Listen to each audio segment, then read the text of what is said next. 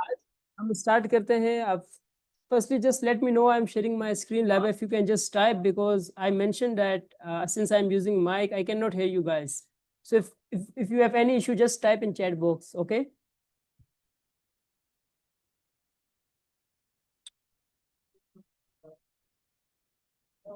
So recording has been started. A brief introduction about myself. Miss Laiba has introduced me. I am practicing advocate. My name is Mohammad Zuhaib. I am graduated from Ziauddin University.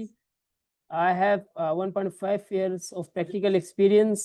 I have several reported judgments on my name in this short span of my license. So I currently I'm working with Sir Arun Prasad, who is a criminal expert. Previously, I have worked with one of the most experienced lawyer on service side, employment side. I have worked with him for 2 years as an intern. And now I'm also taking my independent cases and also help taking pro bono cases. Those who cannot afford justice, I am assisting them and taking free of cost cases. I'm sharing my screen. Just let me know if it is visible.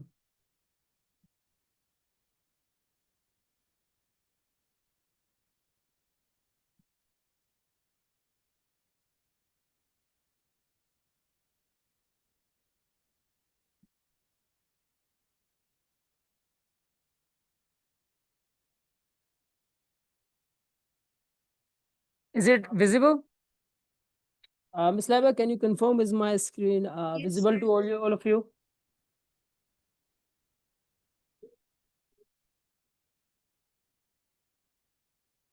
Thank you.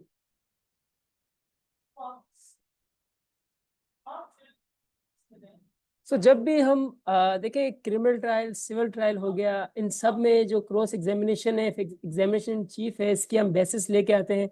सबसे पहले जो चीज़ हमें समझने की ज़रूरत है, जो हमारे यहाँ पाकिस्तान में जो लीगल सिस्टम है, एवरी कंट्री का जो लीगल सिस्टम होता है वो अलग होता है, लेकिन जब भी हम किसी सिस्टम को भी स्टडी करते हैं, हमें ये समझना पड़ता है कि कौन सी कंट्री में कौन सा लीगल सिस्टम फॉलो हो रहा है। हम यूके में देखते हैं, वहाँ पे ज्यूरी का सिस्टम है, वहाँ पे जो सिस्टम है इंक्वेस्टेरियल है।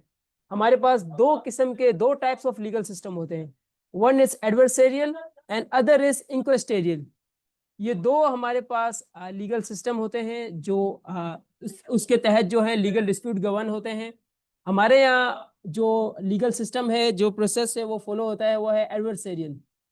एडवर्सेरियल मीन्स के जज जो है खुद जाके तफ्तीश नहीं करते हैं, खुद जाके एविडेंस कलेक्ट नहीं करते। आप लोगों ने देखा होगा, B it a criminal trial, criminal case है, सिविल केस है, उसमें जो एविडेंस कलेक्शन होती है वो सिर्फ जो है जो चीज जज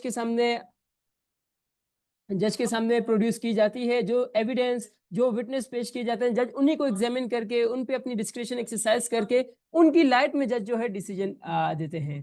एक चीज जो अक्सर मैं अपने दोस्तों से कहता भी हूँ कि अगर जज को ये बात पता भी है कि मैंने जो है किसी का कत्ल किया है, लेकिन अगर वो चीज कोर्ट में प्रूव नहीं होती, एविडेंस नहीं है, तो जज जो है मुझे पनिशमेंट नहीं दे सकता, क्योंकि हमारा जो सिस्टम है वो एडवर्सेरियल है। चीज जो भी एविडेंस है, जो भी विटनेसेस हैं, वो सारे कोर्ट के सामने प्रोड्यूस होंगे, उसका एक प्रॉपर प्रोसीजर है, और हमें जो उसको फॉलो करके फिर जब लास्ट में अपनी डिस्क्रिप्शन जज जब भी डिसीजन देता है, कोई भी केस है, इन लाइट ऑफ एविडेंस देता है। क्रिमिनल केस हो, सिविल केस हो, वो विटनेस को एग्जामिन करते हैं, डॉक्यूमेंट को एग्जामिन करते हैं, उसके बाद उस एविडेंस को जो है एनालिसिस करके उसकी एप्रिसिएशन, हमारे पास वर्ड है, एविडेंस को एप्रिशिएट किया जाता है, एनालिसिस किया जाता है, उसके बाद जो है जज उस एविडेंस की बेसिस पे लॉ अप्लाई होता है, और फिर उसके बाद जज अपनी फाइंडिंग या जजमेंट देते हैं। अब यहाँ चीज एक शेयर करना आप लोगों के लिए जरूरी है, वो ये है कि हमारे यहाँ काफी दोस्त जो हैं मिसअंडरस्टूड करते हैं। काफी बार आपने देखा होगा कि जो सीनियर लॉयर्स हैं ट्रायल कोर्ट में, क्योंकि हमारे पास एविडेंस कहाँ रिकॉर्ड होता है, ट्रायल कोर्ट में। ट्रायल कोर्ट कौन सा कोर्ट होता है, जहाँ फर्स्ट टाइम जहाँ ट्रायल चलता है, जहाँ पे फर्स्ट टाइम ट्रायल हो रहा होता है। फॉर एग्जाम्पल, अगर केस है, कोई क्रिमिनल केस है जो ट्राइबल बाय मजिस्ट्रेट है, तो ट्रायल कोर्ट है मजिस्ट्रेट का। लेकिन काफी सीनियर लॉयर में कहते हैं कि जो मजिस्ट्रेट का छोटा सा कोर्ट है, यहाँ पे हम क्यों जाएं, क्यों मेहनत करें, क्यों एविडेंस रिकॉर्ड करें, हम हाई कोर्ट में देख लेंगे, हम सुप्रीम कोर्ट में देख लेंगे। लेकिन इस रिस्पेक्ट में सुप्रीम कोर्ट की क्लियर जजमेंट्स हैं, प्रोनाउंसमेंट हैं, जो ये कहती हैं कि अगर ट्रायल कोर्ट में जो है आपने एविडेंस सही तरह रिकॉर्ड नहीं कराया, कोई चीज़ें आपने मिस की, तो बाद में लेटर स्टेज पे, अपेलेट स्टेज पे, जब आप अपेलेट फोरम पे जाते हैं, तो वहां पे आप एविडेंस को दोबारा जो है री एग्जामिन नहीं करा सकते। आप स्टडी कर सकते हैं, जो अपेलेट फोरम होते हैं उस एविडेंस को अप्रिशिएट कर सकते हैं, उनको स्टडी करते हैं, एनालाइज करते हैं, लेकिन नया एविडेंस जो है नहीं ले सकते, बहुत एक्सेप्शनल सर्कमस्टांसेस में ले सकते हैं। इसीलिए ये चीज हमें हमें समझना जरूरी है कि हमें जो ट्रायल कोर्ट जो होता है जहाँ पे ओरिजिनली एविडेंस चलता है, वहां पे हमें फुली कंसंट्रेशन के साथ एविडेंस रिकॉर्ड कराना चाहिए, उसको क्रॉस करना चाहिए। और वही एविडेंस जो है, एक और चीज, वही एविडेंस जो है सुप्रीम कोर्ट तक चलता है, सुप्रीम कोर्ट तक वो एनालिसिस होते हैं। मुझे नहीं पता कि अगर आप लोगों में से कोई भी दोस्त जो है सुप्रीम कोर्ट की रिसेंट जजमेंट पढ़ते हैं, तो वहां पे आप जब भी देखेंगे वही एविडेंस जो ट्रायल कोर्ट में रिकॉर्ड हुआ वही हाई कोर्ट में जाता है, हाई कोर्ट उसे एनालाइज करता है, फिर वही एविडेंस सुप्रीम कोर्ट में जाता है। अगर अपील जाए, रिवीजन जाए, तो सुप्रीम कोर्ट उसी एविडेंस की बेसिस पे उस एविडेंस को इंटरप्रेट करते हैं, उस एविडेंस की वैल्यू डिटरमिन करते हैं, उसी एविडेंस को जो है उसी एविडेंस की बेसिस पे केस डिसाइड होता है, कोई नया एविडेंस रिकॉर्ड नहीं होता। तो इसीलिए ट्रायल कोर्ट पे जब भी ट्रायल कोर्ट हो, चाहे वो मजिस्ट्रेट का कोर्ट हो, सीनियर सिविल जज का कोर्ट हो, हमें चाहिए कि हम फुल कंसंट्रेशन के साथ वो सारा फोकस हमारा हमारा जो है एविडेंस रिकॉर्डिंग पे हो, ताकि हम अच्छे तरीके से एविडेंस रिकॉर्ड कर पाएं और अपना केस अच्छे तरीके से बिल्डअप कर पाएं। एक तो ये चीज़ हमारे पास क्लियर होगी कि हमें एविडेंस रिकॉर्ड करना क्यों आना चाहिए और क्यों ये टॉपिक हमारा इंपॉर्टेंट है। आप लोगों का एनालाइज हो गया दो फैक्टर, एक तो हमारा जो सिस्टम है वो एडवर्सरियल है, एविडेंस पे बेस है, और दूसरा जो चीज़ है कि आप एविडेंस को अपैलेट फोरम पे दोबारा री एग्जामिनेशन नहीं करा सकते, उसकी स्टडी होती है वही एविडेंस जो रिकॉर्ड हुआ हो। आप अपैलेट फोरम पे आके, हाई कोर्ट में आके ये नहीं कह सकते कि जनाब मेरा एक विटनेस रह गया था, आपने इसको स्टडी नहीं किया, आप करें। बहुत एक्सेप्शनल सर्कमस्टांसेस में इसकी गुंजाइश होती है। अब हमारे पास थोड़ा में जो है ब्रीफली हमारा जो सेशन है प्रैक्टिकल बेस है, क्योंकि थ्योरेटिकल तो आप लोग स्टडी करते रहते हैं, आप हमारे पास स्टैच्यूज हैं, क्यूएसओ है, केस लॉ सब पढ़ते रहते हैं, लेकिन सेशन का जो पर्पस है प्रैक्टिकल इंसाइट्स देना, प्रैक्टिकल जो है आप लोगों को टच देना, ताकि आप लोगों को अंडरस्टैंडिंग हो प्रैक्टिकली हमारे पास किस तरह काम करता है। अब जब भी हम सिविल साइड पे देखते हैं, आप कोई सिविल सूट फाइल करते हैं, सूट फॉर डिक्लेरेशन हो गया, सूट फॉर स्पेसिफिक परफॉर्मेंस हो गया, अगर फैमिली सूट भी हो गया, उसमें जो है कोर्ट की जो है केस की स्टेजेस होती हैं। आप सबने पढ़ा होगा कि केस की क्या स्टेजेस होती हैं, उसमें हमारे पास स्टेजेस होती हैं। हम सिविल सूट की एग्जांपल ले लेते हैं, हमारे पास एक सिविल केस है, उसमें केस की क्या स्टेजेस है। आप सबसे पहले केस फाइल करते हैं, प्लेंटिफ जो होता है जिसका कोई डिस्प्यूट होता है वो केस फाइल करता है, केस फाइल करने के बाद नोटिस इश्यू होते हैं, उसका प्रोसेस इश्यू होने के बाद प्रोसेस कंप्लीट हो जाता है। दो सिनेरियो है, या तो डिफेंडेंट जो है वो हेयरिंग अटेंड करता है, या तो नोटिस अटेंड नहीं करता। पहले हम इस सिनेरियो को गवर्न कर लेते हैं, अगर डिफेंडेंट आ जाता है, वो केस का जो है रिप्लाई देता है, रिप्लाई को हम क्या कहते हैं, रिटर्न स्टेटमेंट। आप लोगों ने पढ़ा होगा सीपीसी में, उनने रिटर्न स्टेटमेंट फाइल किया, रिटर्न स्टेटमेंट फाइल करने के बाद जो प्लेंटिफ है उसके पास एक ऑप्शन होता है रिजॉइंडर फाइल करने का, केस को एक्सप्लेन करने का, कि जो कंप्लेनेंट है, जो प्लेंटिफ है वो रीजॉइंडर फाइल कर सकता है। रीजॉइंडर का मतलब ये होता है कि जो डब्ल्यू एस डिफेंडेंट ने फाइल किया है उसके रिस्पेक्ट में, उसके रिस्पॉन्स में जो है प्लेंटिफ जो है अपनी एक्सप्लेनेशन फर्दर दे देता है रीजॉइंडर के अंदर। उसके बाद जो होता है, जब आपका ये फ्रेम आपका ये एविडेंस का जो हमारी ये स्टेज है, डॉक्यूमेंट कंप्लीट हो जाते हैं, जिससे हम कहते हैं प्लीडिंग्स। डब्ल्यूएस और आपकी प्लान, इन दोनों को मिला के प्लीडिंग्स बनती है। जब ये कंप्लीट हो जाती है उसके बाद कोर्ट चला जाता है फ्रेमिंग ऑफ इश्यूज की तरफ। कोर्ट जो है जो भी प्रेयर रिलीफ हो उसकी लाइट में कोर्ट जो है इश्यूज फ्रेम करते हैं कि ये जो इश्यूज हैं, फॉर एग्जांपल क्या ये जो है, फॉर एग्जांपल जुहेब इंटाइटल है इस अमाउंट के, जुहेब इंटाइटल है इस प्रॉपर्टी के, जुहेब इंटाइटल है इस डैमेजेस के, whether the mister Zuheb is entitled to amount of 100,000, whether is entitled to possession of property. So this type of question जो है बेस्ड ऑन द केस, जो केस क्लेम के उसी बेसिस पे जज जो है इशू फ्रेम करते हैं। इशू फ्रेम होने के बाद जो इशू इसलिए फ्रेम होते हैं कि उस इश्यूज पे फिर एविडेंस कॉल होता है। ठीक है, जब इशू फ्रेम हो जाते हैं तो उसके बाद हमारे पास स्टेज आ जाती है framing of evidence. For question, जो भी आप लोग क्वेश्चन कर रहे हैं आप लोग चार्ट में नोट आउट करा लें। इन द लास्ट जो है लास्ट 15 मिनट्स में हम जो है क्यूए सेशन करेंगे। जो भी आपका क्वेश्चन हो आप पूछ सकते हैं, वो आप अपना क्वेश्चन जो है नोट डाउन कर लें या चार्ट में जो है कमेंट कर दें। बेहतर ये है कि आप अपने पास नोट डाउन करके रख लें, और जो लास्ट 15 मिनट्स होंगे उसमें हम क्यूए सेशन करेंगे और आपके सारे क्वेश्चन जो है हम तसल्ली से आपको एड्रेस करेंगे। ठीक है, थैंक यू। अब इसके बाद जब फ्रेमिंग ऑफ इश्यूज हो जाते हैं, इश्यूज के बाद सेटल हो गए कि इन इश्यूज पे जो आपने एविडेंस देना है। इश्यूज ऑफ फ्रेमिंग का मतलब ये होता है कि इस पे जो है इन्हीं इन्हीं इन्हीं जो इश्यूज फ्रेम हुए, 3 हुए 4 हुए, इस पे जज एविडेंस लेंगे और इन्हीं इशू पे जो है जज अपनी फाइंडिंग देंगे। अब जो है फ्रेमिंग ऑफ इश्यूज के बाद हमारी एविडेंस की स्टेज आ गई। तो सबसे पहले एक और चीज जो आप लोगों की नॉलेज में लाऊंगा कि आप लोगों ने एफिडेविट एविडेंस का आप लोगों ने कॉन्सेप्ट सुना होगा। अगर आप लोग चैट में टाइप करके बताएं किसी ने सुना है कि एफिडेविट एविडेंस। यहाँ हमारे पास अराउंड 49 पार्टिसिपेंट्स हैं। Has anyone heard about affidavit and evidence, what does, you can just type in a chat box. I wanna have an idea.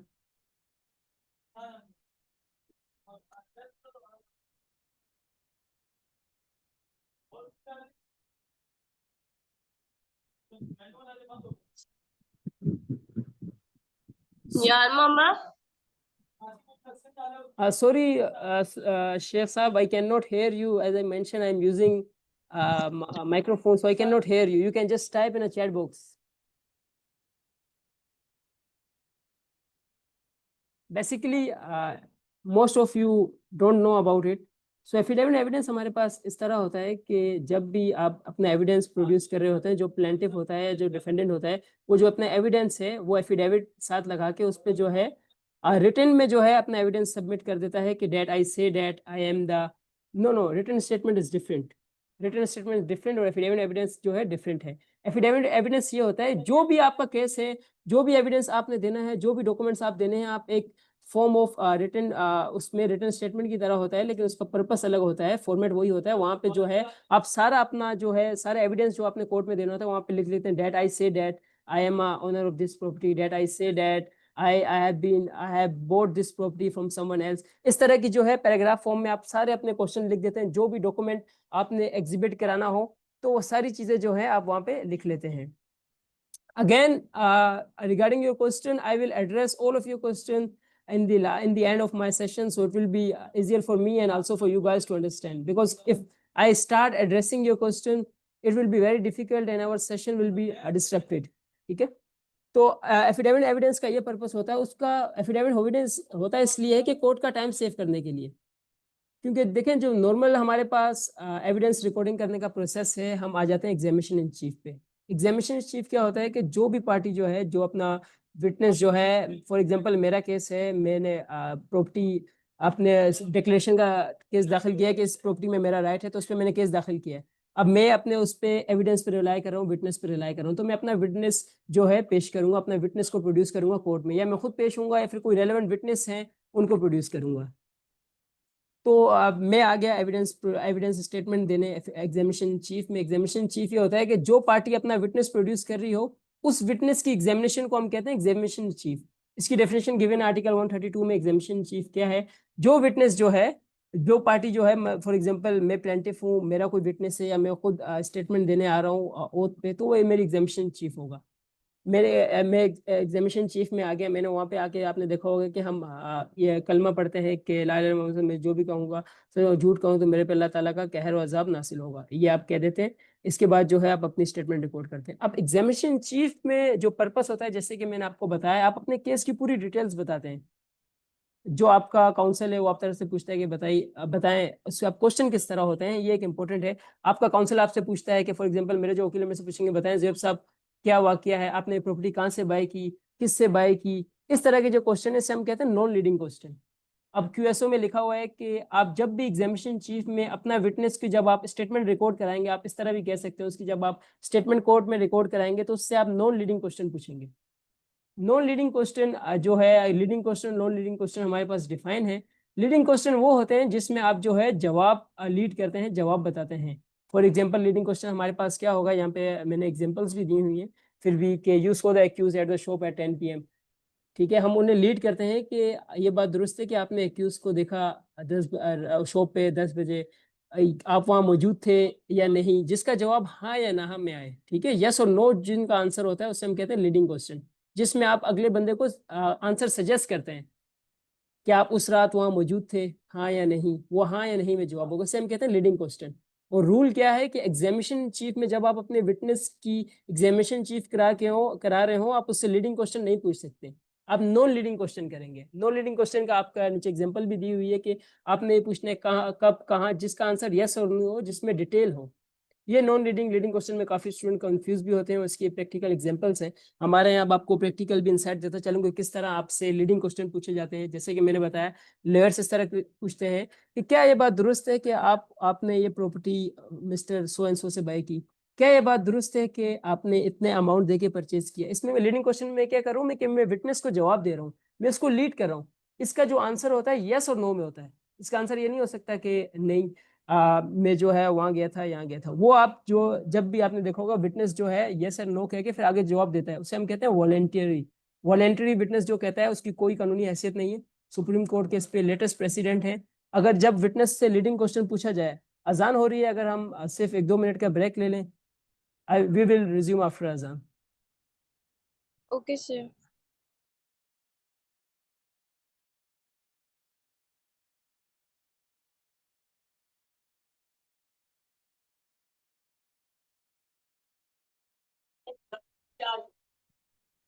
थोड़ा 1 मिनट।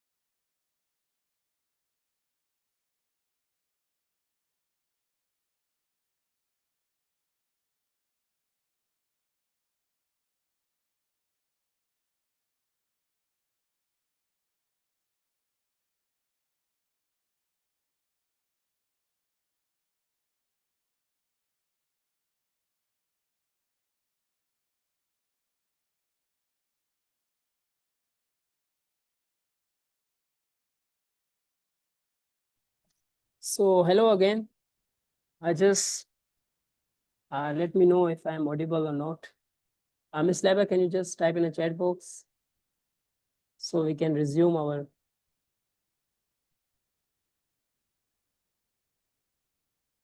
Thank you. तो हम बात कर रहे थे कि leading question, non leading question की। तो इसमें जो चीज़ें हैं, लीडिंग क्वेश्चन, नॉन क्वेश्चन, आपको मैं उम्मीद करता हूँ समझ आ गया होगा।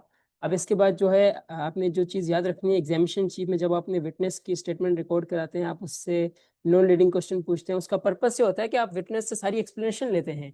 विटनेस पूरे इंसिडेंट की डिटेल बताता है कि मैंने प्रॉपर्टी यहाँ से बाई की, ये चीज़ें मेरे साथ हुई। अगर हम क्रिमिनल साइड पे इसको ले लें, अगर कोई फॉर एग्जांपल आपके पास आपके ऊपर सेक्शन 23 सामने का केस है, वहाँ पे जो पुलिस वाले हैं, कंप्लेनेंट है या आईओ, वो आके अपनी स्टेटमेंट देगा, तो वो किस तरह कहेगा कि मैंने मोरखा इस तारीख को हम वहाँ गए, वहाँ जाके रेड की, वहाँ से जाके हमने ये एविडेंस कलेक्ट किया, हमने साइट इंस्पेक्शन की, मैंने इस टाइम उसको रिमांड पे पेश किया। तो सारे लीडिंग क्वेश्चन में जो है, नॉन लीडिंग क्वेश्चन में है आप डिटेल्स देते हैं। पर्पस ये होता है नॉन लीडिंग क्वेश्चन का कि आप सारी डिटेल लें। अब मैं इसके साथ एफिडेविट एविडेंस को लिंक करूंगा। ये जो चीज़ें जो है कोर्ट का टाइम सेव करने के लिए हमारे पास ये प्रोविजन है। फैमिली कोर्ट में और प्रॉपर्टी सिविल केसेस में भी अब जजेस क्या करते हैं कि वो जो विटनेस की स्टेटमेंट रिकॉर्ड करने के लिए क्या करते हैं, उन्हें कहते हैं आप जो भी अपना आर्ग्यूमेंट आप ओरल देंगे, स्टेटमेंट ओरल रिकॉर्ड कराएंगे, इसको आप जो है इन रिटर्न सबमिट करा दें। उससे एफिडेविट एविडेंस में जो है आपका एफिडेविट साथ लगता है, उसकी वेरिफिकेशन होकर वही जो है, फॉर एग्जांपल मैंने अपना एविडेंस रिकॉर्ड कराना था अपने केस में, तो जज ने कहा कि आप यही एविडेंस जो है इन रिटर्न सबमिट करा दें, और ताकि कोर्ट का टाइम बचे। जब भी नॉर्मली हमारे पास ये होता है कि अब आप एफिडेविट एविडेंस सबमिट करते हैं, एफिडेविट एविडेंस आपने सबमिट कर लिया, तो आप आपके जो है जो विटनेस जो है वो अपनी गवाही नहीं देगा। ठीक है, एफिडेविट एविडेंस के साथ आपने जो रेलेवेंट डॉक्यूमेंट्स हैं, रेलेवेंट्स आपके जो भी चीज़ें हैं वो आपने सारी लिख देनी है। अब जो उसकी कॉपी जो है दूसरी अपोनेंट पार्टी जो है, डिफेंडेंट है, या हमारे पास ये सिविल साइड पे होता है, क्रिमिनल साइड पे एफिडेविट एविडेंस नहीं होता। ये चीज़ आपके माइंड में होनी चाहिए। पर्पस ये है एफिडेविट एविडेंस का टाइम सेविंग। कैसे? अगर एक विटनेस कोर्ट में आके, मेरा केस है, मैं आके अपने जो भी स्टेटमेंट है वो रिकॉर्ड कराऊंगा, उसमें एक पूरा दिन लगेगा, वो वेस्ट हो जाएगा। और सिविल केसेस हमारे पास काफ़ी लेंदी होते हैं, तो 2-2-3 दिन तक जो है एफिडेविट एविडेंस जो है रिकॉर्ड होता है एग्जामिनेशन चीफ। तो कोर्ट टाइम सेविंग करने के लिए उन पार्टी को कहती है आप अपना जो भी आपके एविडेंस है वो आप इन रिटर्न सबमिट करा दें एफिडेविट पे, इसकी जो कॉपी जो है दूसरी पार्टी को मिल जाती है, वो उस पर जो है क्रॉस एग्जामिनेशन कर लेते हैं। ठीक है, पहले तो हम एग्जामिनेशन चीफ को कंप्लीट कर लें, ये इसमें हमारी सारी चीजें हैं। पर्पस ये है कि अपनी स्टेटमेंट जो भी केस की स्टोरी जो भी आपका केस है आपने वो सारा रिकॉर्ड कराना है। अब एक चीज यहाँ हमारे लिए इंपॉर्टेंट है वो हमें ये समझना है कि एग्जामिनेशन चीफ में हमें कोशिश ये करनी चाहिए कि जो भी सारे रेलेवेंट डॉक्यूमेंट्स हैं हम उनको एग्जिबिट कराएं, जो भी रेलेवेंट विटनेस हैं हम उनको प्रोड्यूस कराएं। मैं अब सिविल साइड की बात करूँ कि अगर फॉर एग्जांपल सुप्रीम कोर्ट की इसमें काफ़ी जजमेंट्स हैं, अगर कोई ऐसा विटनेस जो किसी केस में रेलेवेंट है उसको प्रोड्यूस नहीं किया जाता तो उस केस की उसकी जो एविडेंस की उसकी कोई हैसियत नहीं रहती, फिर कि आपका केस जो है मेरिट पे वीक हो जाता है। फॉर एग्जांपल आपको गिफ्ट डीड का आपका केस है कि जो गिफ्ट डीड है, गिफ्ट डीड आपके पेरेंट्स ने आपको दी, ये जीनियन है नहीं, तो इसमें आपके रेलेवेंट विटनेस रेलेवेंट एविडेंस क्या क्या हुआ, किसके सामने आपको गिफ्ट डीड मिली, प्रॉपर्टी आपको मिली, फिर किसके सामने रजिस्टर्ड हुई, फिर कब ट्रांसफर हुई, क्या डिटेल्स हैं, जो रेलेवेंट पर्सन है उसको भी प्रोड्यूस किया जाता है। आपने रेलेवेंट विटनेस सारे प्रोड्यूस करने हैं अपना केस स्टेब्लिश करने के लिए। अब ये जो सारे पॉइंट्स हैं कि कौन सी चीज प्रोड्यूस करने के लिए हमें क्या क्या चीजें प्रोड्यूस करनी चाहिए, ये सारी चीजें आपको कहाँ से पता चलेंगी, रिसर्च से। आप लोगों ने रिसर्च करनी है, सुप्रीम कोर्ट के डिसीजन पढ़ने हैं कि ये चीज स्टेब्लिश करने के लिए आपको क्या क्या चीजें प्रोड्यूस करना लाजमी है। तो जितनी अच्छी आपकी रिसर्च होगी आप उतने अच्छे तरीके से वो सारी चीजें कवर कर पाएंगे। ये हमारे क्रॉस एग्जामिनेशन चीफ का हो गया। हमने आपको दो चीजें बताई कि एफिडेविट एविडेंस हमारे पास होता है, affidavit evidence for time saving. जब एफिडेविट एविडेंस आपने सबमिट कर लिया है, फॉर एग्जांपल क्रिमिनल केस है, एक विटनेस आया, कंप्लेनेंट आया जिसने फॉर एग्जांपल पुलिस वाला विटनेस है वो आया, उसने आके अपनी स्टेटमेंट रिकॉर्ड करी। क्रिमिनल में एफिडेविट एविडेंस नहीं होता, क्रिमिनल में आके उसने अपनी जो भी है कलमा पढ़ के अपनी स्टेटमेंट दी, पूरी इसी सेम मेथड में रिकॉर्ड होगी। मैं आपको भी एक सैंपल भी दिखाऊंगा किस तरह रिकॉर्ड करवाई जाती है, मेरे पास सैंपल है क्रिमिनल के, वो आपसे शेयर करूंगा। तो वो रिकॉर्ड कराई। उसके बाद जो एक्यूज है, अब इसको हम देख लेते हैं। अगर क्रिमिनल साइड पर प्रोसिक्यूशन है, प्रोसिक्यूशन जो स्टेट है उसने अपने विटनेस प्रोड्यूस किए, उसकी स्टेटमेंट एग्जामिनेशन चीफ हो गया, स्टेटमेंट रिकॉर्ड हो गई। उसके बाद जो एक्यूज है, एक्यूज के लॉयर के पास ये चांस होता है, ये राइट होता है कि उसको क्रॉस एग्जामिन करें। इसी तरह सिविल केस में फॉर एग्जांपल अगर प्लेंटिफ जो है इसने केस दाखिल किया, उसने अपना कोई विटनेस प्रोड्यूस किया, उसने सारी अपनी स्टेटमेंट रिकॉर्ड करा दी एग्जामिनेशन चीफ में। अब जो दूसरी पार्टी है जो ऑब्वियसली डिफेंडेंट होंगी, उनके लॉयर के पास ये राइट होता है कि वो जो उसने स्टेटमेंट दी उसको इन डिटेल क्रॉस एग्जामिनेशन करे। अब क्रॉस एग्जामिनेशन की एक ऐसी इंपॉर्टेंस है कि अगर इस हद तक सुप्रीम कोर्ट के डिसीजन है, अगर कोई ऐसा पॉइंट जो मैंने अपनी स्टेटमेंट में कहा, मैं विटनेस था, मैंने अपनी स्टेटमेंट में कोई बात कही और उस पॉइंट पे जो है मुझे अपोनेंट पार्टी के जो लॉयर था उसने मुझे क्रॉस एग्जामिन नहीं किया, उस बात पे जो है उनने कोई क्वेश्चन नहीं किया, तो ये अज्यूम किया जाएगा कि ये बात एडमिटेड है, ये बात सच है और उन्होंने मान ली है। ठीक है, that's important of cross examination.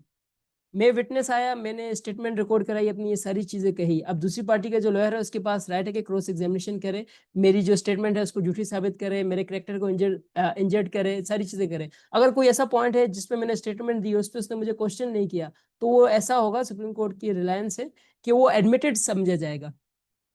तो इसीलिए आपने क्रॉस एग्जामिनेशन जो है हर पॉइंट पे करना है, आपने जो मटेरियल पॉइंट्स हैं आपने उस पे करना है, मटेरियल चीजें आपने स्किप नहीं करनी। उसके बाद अगर किसी भी विटनेस का क्रॉस एग्जामिनेशन नहीं होता तो उस विटनेस की उस स्टेटमेंट की कोई लीगल वैल्यू नहीं है। फॉर योर इन्फॉर्मेशन, ये भी जो है एक प्रिंसिपल है। ये जो चीजें हैं ये कहीं भी नहीं लिखी, चीजें आपको कहाँ से पता चलेंगी, प्रैक्टिस से। और आप जब लीगल रिसर्च करेंगे, आप केस लॉस पढ़ेंगे, तो वो वहां से आपकी सारी चीजें क्लियर हो जाएंगी। क्रॉस एग्जामिनेशन की इंपॉर्टेंस इस हद तक है। अब हम क्रॉस एग्जामिनेशन पे जाने से कि क्रॉस एग्जामिनेशन बेसिकली है क्या, उसका क्या पर्पस है, बेसिकली आपको नो एंड हाउ तो हो गया होगा। उससे जाने से पहले मैं आप लोगों को एक सैंपल जो है सैंपल दिखाना चाहूँगा, मेरे पास यहाँ अवेलेबल है। Just you can just note down your question in the chat box, we will address at the end. I am just about to share my screen, just let me know if it is.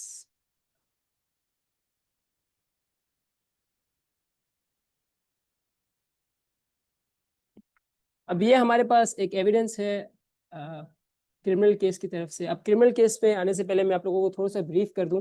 जैसे हमारे पास civil case की stages होती हैं, ऐसे criminal की भी stages होती हैं, काफ़ी स्टूडेंट को नहीं पता, so we are here for learning. और क्रिमिनल स्टेजेस क्या होती हैं, जैसे ही आपने एफआईआर फाइल हो गई, एफआईआर होने के बाद जो है एक्यूज जो है वो अरेस्ट हो गए, उनसे एविडेंस कलेक्ट किया, विटनेस की स्टेटमेंट रिकॉर्ड किया, आईओ ने तफ्तीश मुकम्मल की, इन्वेस्टिगेशन कंप्लीट होने के बाद जो है आईओ जो है अपनी चालान की शक्ल में रिपोर्ट जमा कराता है, जैसे हम सेक्शन 173 की रिपोर्ट कराते हैं। पहले इंटरम होती है, फिर फाइनल रिपोर्ट होती है। तो फाइनल चालान जब आईओ जमा करा देता है, उसमें आईओ अपना ओपिनियन देता है कि क्या ए क्लास, बी क्लास, सी क्लास, 3 हमारे पास टाइप्स हैं। ए क्लास से होता है कि एक्यूज जो है, जो केस है, केस स्ट्रॉन्ग है, ग्राउंड से, लेकिन जो बंदा एक्यूज है वो एब्सकॉन्ड कर गया, फरार हो गया। बी क्लास केस झूठा है, सी क्लास नॉन कॉग्निजेबल ऑफेंस है। तो आईओ अपना ओपिनियन देता है।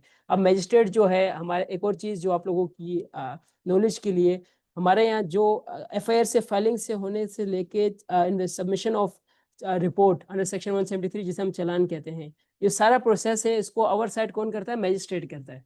चाहे वो 302 का भी केस हो, जो मजिस्ट्रेट ट्राई नहीं कर सकता, मजिस्ट्रेट उसको चला नहीं सकता। लेकिन ये जिसे हम कहते हैं administrative process, from the filing of FIR till the submission of final report and taking cognizance, ये पूरी स्टेज है, सारी चीज की जो प्रोसीडिंग्स होती हैं, रिमांड जो दिया जाता है। मैं सिविल नॉर्मल पीपीसी के केसेस की बात कर रहा हूँ, स्पेशल लॉज की नहीं। स्पेशल लॉज की फिर अलग प्रोसीजर है। जैसे पाकिस्तान पेनल कोड के अंदर जो भी ऑफेंसेस हैं, इसको रेगुलेट करता है सीआरपीसी। पाकिस्तान पेनल कोड हमारे पास सब्सटेंटिव लॉ है, जो ये बताता है कि कौन सा ऑफेंस किस तरह स्टेब्लिश किया जाएगा, उसके क्या इंग्रेडिएंट्स हैं, उसकी क्या पनिशमेंट है। फिर एक हमारे पास होता है प्रोसीजर लॉ, जो प्रोसीजर बताता है, वो हमारे पास कौन सा? सीआरपीसी है। तो एक चीज जो काफी स्टूडेंट्स को नहीं पता होता, कि अगर कत्ल का केस भी है, तो उस केस का रिमांड से लेके, इन्वेस्टिगेशन से लेके, फाइनल सबमिशन ऑफ रिपोर्ट, और इस केस को चलाना है या नहीं, ये भी डिसाइड करेगा मजिस्ट्रेट। जब मजिस्ट्रेट कॉग्निजेंस लेगा, अगर वो ऐसा केस है जो tribal by court of session है, तो वो एविडेंस खुद रिकॉर्ड नहीं करेगा, वो कोर्ट ऑफ सेशन की तरफ भेज देगा। अगर ट्राइबल बाय मजिस्ट्रेट है तो खुद चलाएगा। ये एक एडिशन पॉइंट है। अब हम आपको बता रहे थे कि जब आपने चालान जमा करा दिया, आईओ ने ये फाइंडिंग दे दी कि इस एक्यूज के खिलाफ ये ऑफेंस बनता है, तो जज जो है इस पर कॉग्निजेंस लेगा। अब काफी स्टूडेंट्स को कॉग्निजेंस का मतलब भी नहीं पता होता। Cognizance mean to start with trial. असल केस यहाँ से शुरू होता है जब आईओ ने अपनी रिपोर्ट जमा करा दी चालान की। चालान में बेसिकली क्या होता है? सारे केस के एविडेंस, सारी इन्वेस्टिगेशन, तफ्तीश, आईओ का ओपिनियन, वो सारी चीज उसमें आईओ जो है इकट्ठा करता है। अब हमारे यहाँ इट्स वेरी अनफॉर्चुनेट कि आईओ जो है सिर्फ जो कंप्लेनेंट है, कंप्लेनेंट की साइड से केस साबित करने के लिए सारे एविडेंस इकट्ठा करता है एक्यूज को सजा दिलवाने के लिए। लेकिन क्रिमिनल जस्टिस सिस्टम का ये प्रिंसिपल है कि आईओ की, सुप्रीम कोर्ट की इस पे न्यूमेरियस जजमेंट है कि आईओ की ये ड्यूटी है, आईओ की ये ड्यूटी नहीं है कि मुजरिम पे केस साबित करे। It is a duty of court. Investigation officer की ये ड्यूटी है कि उसने दोनों साइड से इम्पार्शियल और फेयर इन्वेस्टिगेशन करनी है। Dates a rule. लेकिन इट इज वेरी अनफॉर्चुनेट, हमारे यहाँ जो आईओ हैं, इन्वेस्टिगेशन ऑफिसर्स हैं, वो क्या करते हैं? वही एविडेंस कलेक्ट करते हैं जो मुद्दई के हक में है, जिससे केस एक्यूज के अगेंस्ट साबित हो, और ऐसे एविडेंस कलेक्ट नहीं करते जिससे जो है एक्यूज रिहा हो। अब जब आईओ अपनी तफ्तीश मुकम्मल करने के बाद चालान जमा करा देता है, चालान में अपनी सारी चीज़ें, मजिस्ट्रेट उस पर कॉग्निजेंस ले लेता है। अगर वो जो ऑफेंस है वो ट्राइबल बाय मजिस्ट्रेट है, तो उसके बाद हमारे पास स्टेज आती है सप्लाई ऑफ कॉपीज। आप सप्लाई ऑफ कॉपीज करते हैं। सप्लाई ऑफ कॉपीज आप लोगों ने पढ़ा होगा, जो भी रेलेवेंट इंपॉर्टेंट डॉक्यूमेंट्स होते हैं वो एक्यूज को सप्लाई किए जाते हैं। सप्लाई ऑफ कॉपीज के बाद हमारे पास स्टेज आती है फ्रेमिंग ऑफ चार्जेस। अगर वो जो ऑफेंस है, ये चीज़ आपको प्रैक्टिकल चीज़ है, अगर वो ऑफेंस ट्राइबल बाय मजिस्ट्रेट है तो खुद करेंगे। अगर ट्राइबल बाय सेशन कोर्ट है तो उसको जो है 173 की चालान आने के बाद उसको सेशन कोर्ट की तरफ फॉरवर्ड कर देंगे, वो आगे कोई प्रोसीड नहीं करेंगे। क्यों? अब ये चीज़ आपको कहाँ से पता चलेगी कि कोई ऑफेंस ट्राइबल बाय मजिस्ट्रेट है या सेशन कोर्ट है? आपको पता चलेगी स्केड्यूल 2 से, वहाँ पे सारी चीज़ें लिखी हुई है। अब फॉर एग्जांपल ये जो हमारे पास केस था, डिकेटी और कत्ल दोनों का कनेक्टेड केस था, वो ये ट्राइबल बाय सेशन कोर्ट था। इसमें मजिस्ट्रेट ने कॉग्निजेंस लेके केस फॉरवर्ड कर दिया सेशन जज के पास। उस सेशन जज ने जो है, आप सप्लाई कॉपीज करते हैं, सप्लाई कॉपीज के बाद जो है चार्ज फ्रेम होता है। चार्ज फ्रेम में जो बेसिकली एक पेपर होता है, उस पर लिखा होता है कि आपके खिलाफ ये फॉलोइंग एविडेंस है, इन्वेस्टिगेशन है, क्या आप प्लीड गिल्टी करते हैं नहीं, whether do you plead guilty और नॉट। अगर एक्यूज कहता है कि I do not plead guilty, I claim trial, तो उसका ट्रायल शुरू हो जाता है। तो क्रिमिनल केस में जो असल ट्रायल शुरू होता है वो कहाँ से शुरू होता है? फ्रॉम फ्रेमिंग ऑफ चार्ज हमारे पास सिविल वहां पे होता है, फ्रेमिंग ऑफ इश्यूज सिविल में, और होता है फ्रॉम फ्रेमिंग ऑफ चार्ज। जब एक्यूज पे चार्ज फ्रेम हो गया, अगर वो कहता है आई डू नॉट प्लीड गिल्टी, तो फिर जो विटनेसेस होते हैं कंप्लेनेंट के, स्टेट के, जो भी जिसने केस किया है, जो मुद्दई जिसे हम कहते हैं, उसके जो विटनेसेस हैं, अगर पुलिस वाले, उन सबको फिर नोटिस जाते हैं, समझ जाते हैं, आप पेश हो, आके अपनी स्टेटमेंट रिकॉर्ड कराएं। आप एविडेंस की जो स्टेज आती है वो अब आती है from after the framing of charges. और सिविल में कब होती है? After framing of issues. ये दोनों सिमिलर है, कॉन्टेक्स्ट अलग है। For practical experience, hope you guys understand. जब विटनेसेस निकल जाते हैं, अब हमारे पास यह एक केस था जिसमें मैंने आपको ब्रीफ दिया, अभी पेंडिंग है ये केस, और इसमें डकैती और कत्ल दोनों था। एक एक्यूज थे 3-4, उन पे इल्ज़ाम लगा के उनने पहले डकैती की है, फिर उसके बाद कत्ल किया उस बंदे का, उन्होंने शूट किया उसको, डेथ भी हो गई। और उसके बाद ये हुआ कि वो एक्यूज कस्टडी में से था, उनमें से एक को एक्यूज कस्टडी में था, और कस्टडी में जो है उसने ये एडमिट किया, ये बताया कि भाई मैंने अपनी जो बाइक है मेरे घर पे खड़ी है, वहाँ पे मैंने वेपन रखा हुआ है। तो उसकी पॉइंटेशन पे जो है पुलिस ने जाके रिकवरी की, और रिकवरी करने के बाद जो है असला भी रिकवर हो गया, जिससे उसी असला जिससे उसने गोली चलाई थी। तो ये केस जो है अभी पेंडिंग है, जस्ट टू चेक आउट।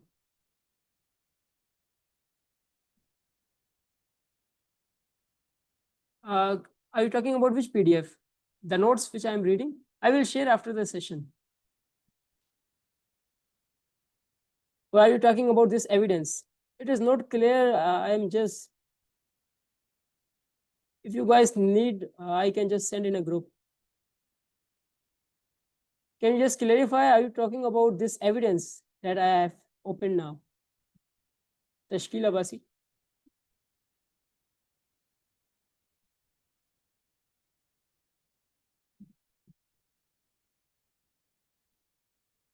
तो इस केस में एविडेंस इन्वेस्टिगेशन चल रही थी, और अब यहाँ पे हमारे पास देखें, आपको एक सैंपल दिखाने के लिए, ये रियल एविडेंस रिकॉर्ड हुआ है। ये जो विटनेस है उसका नाम है SIP नवीद मुस्तफ़ा, उनकी जो फादर नेम आ जाता है, रिलीजन आ जाती है, फिर आ जाता है examination chief to mister Kalimullah, ये सरकारी वकील होता है। और एक चीज़ याद रखिए, जब भी एग्जामिनेशन इन चीफ कौन करता है, उसी पार्टी का वकील जो विटनेस होता है उसी का वकील करता है एग्जामिनेशन इन चीफ। तो कलीम, ये जो पुलिस वाला था, स्टेट थी, स्टेट में जो स्टेट को जो रिप्रेजेंट करता है वो करता है DDP, जिसे कहते हैं district public prosecutor, district public prosecutor, ठीक है। तो उसने इसकी क्रॉस एग्जामिनेशन की, तो इसका नाम लिखा, इस तरह लिखा जाता है। काफी स्टूडेंट्स को ये भी समझ नहीं आता, जब भी आप एग्जामिनेशन चीफ कराते हैं तो जो आपका अपना लॉयर होता है वो आपकी करता है, उसका नाम आता है। अब यहाँ पे इसने इस तरह इन्फॉर्मेशन की, देखें on 15, just let me know, I am just zooming the screen, so if it is visible to you guys.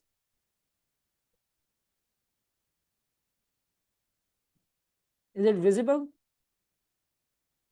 Laba, can you just confirm me, is it visible or not? Yes, sir, it's visible. It's not clear, but just using for practical purpose, you guys have any idea? Thank you, Muskan.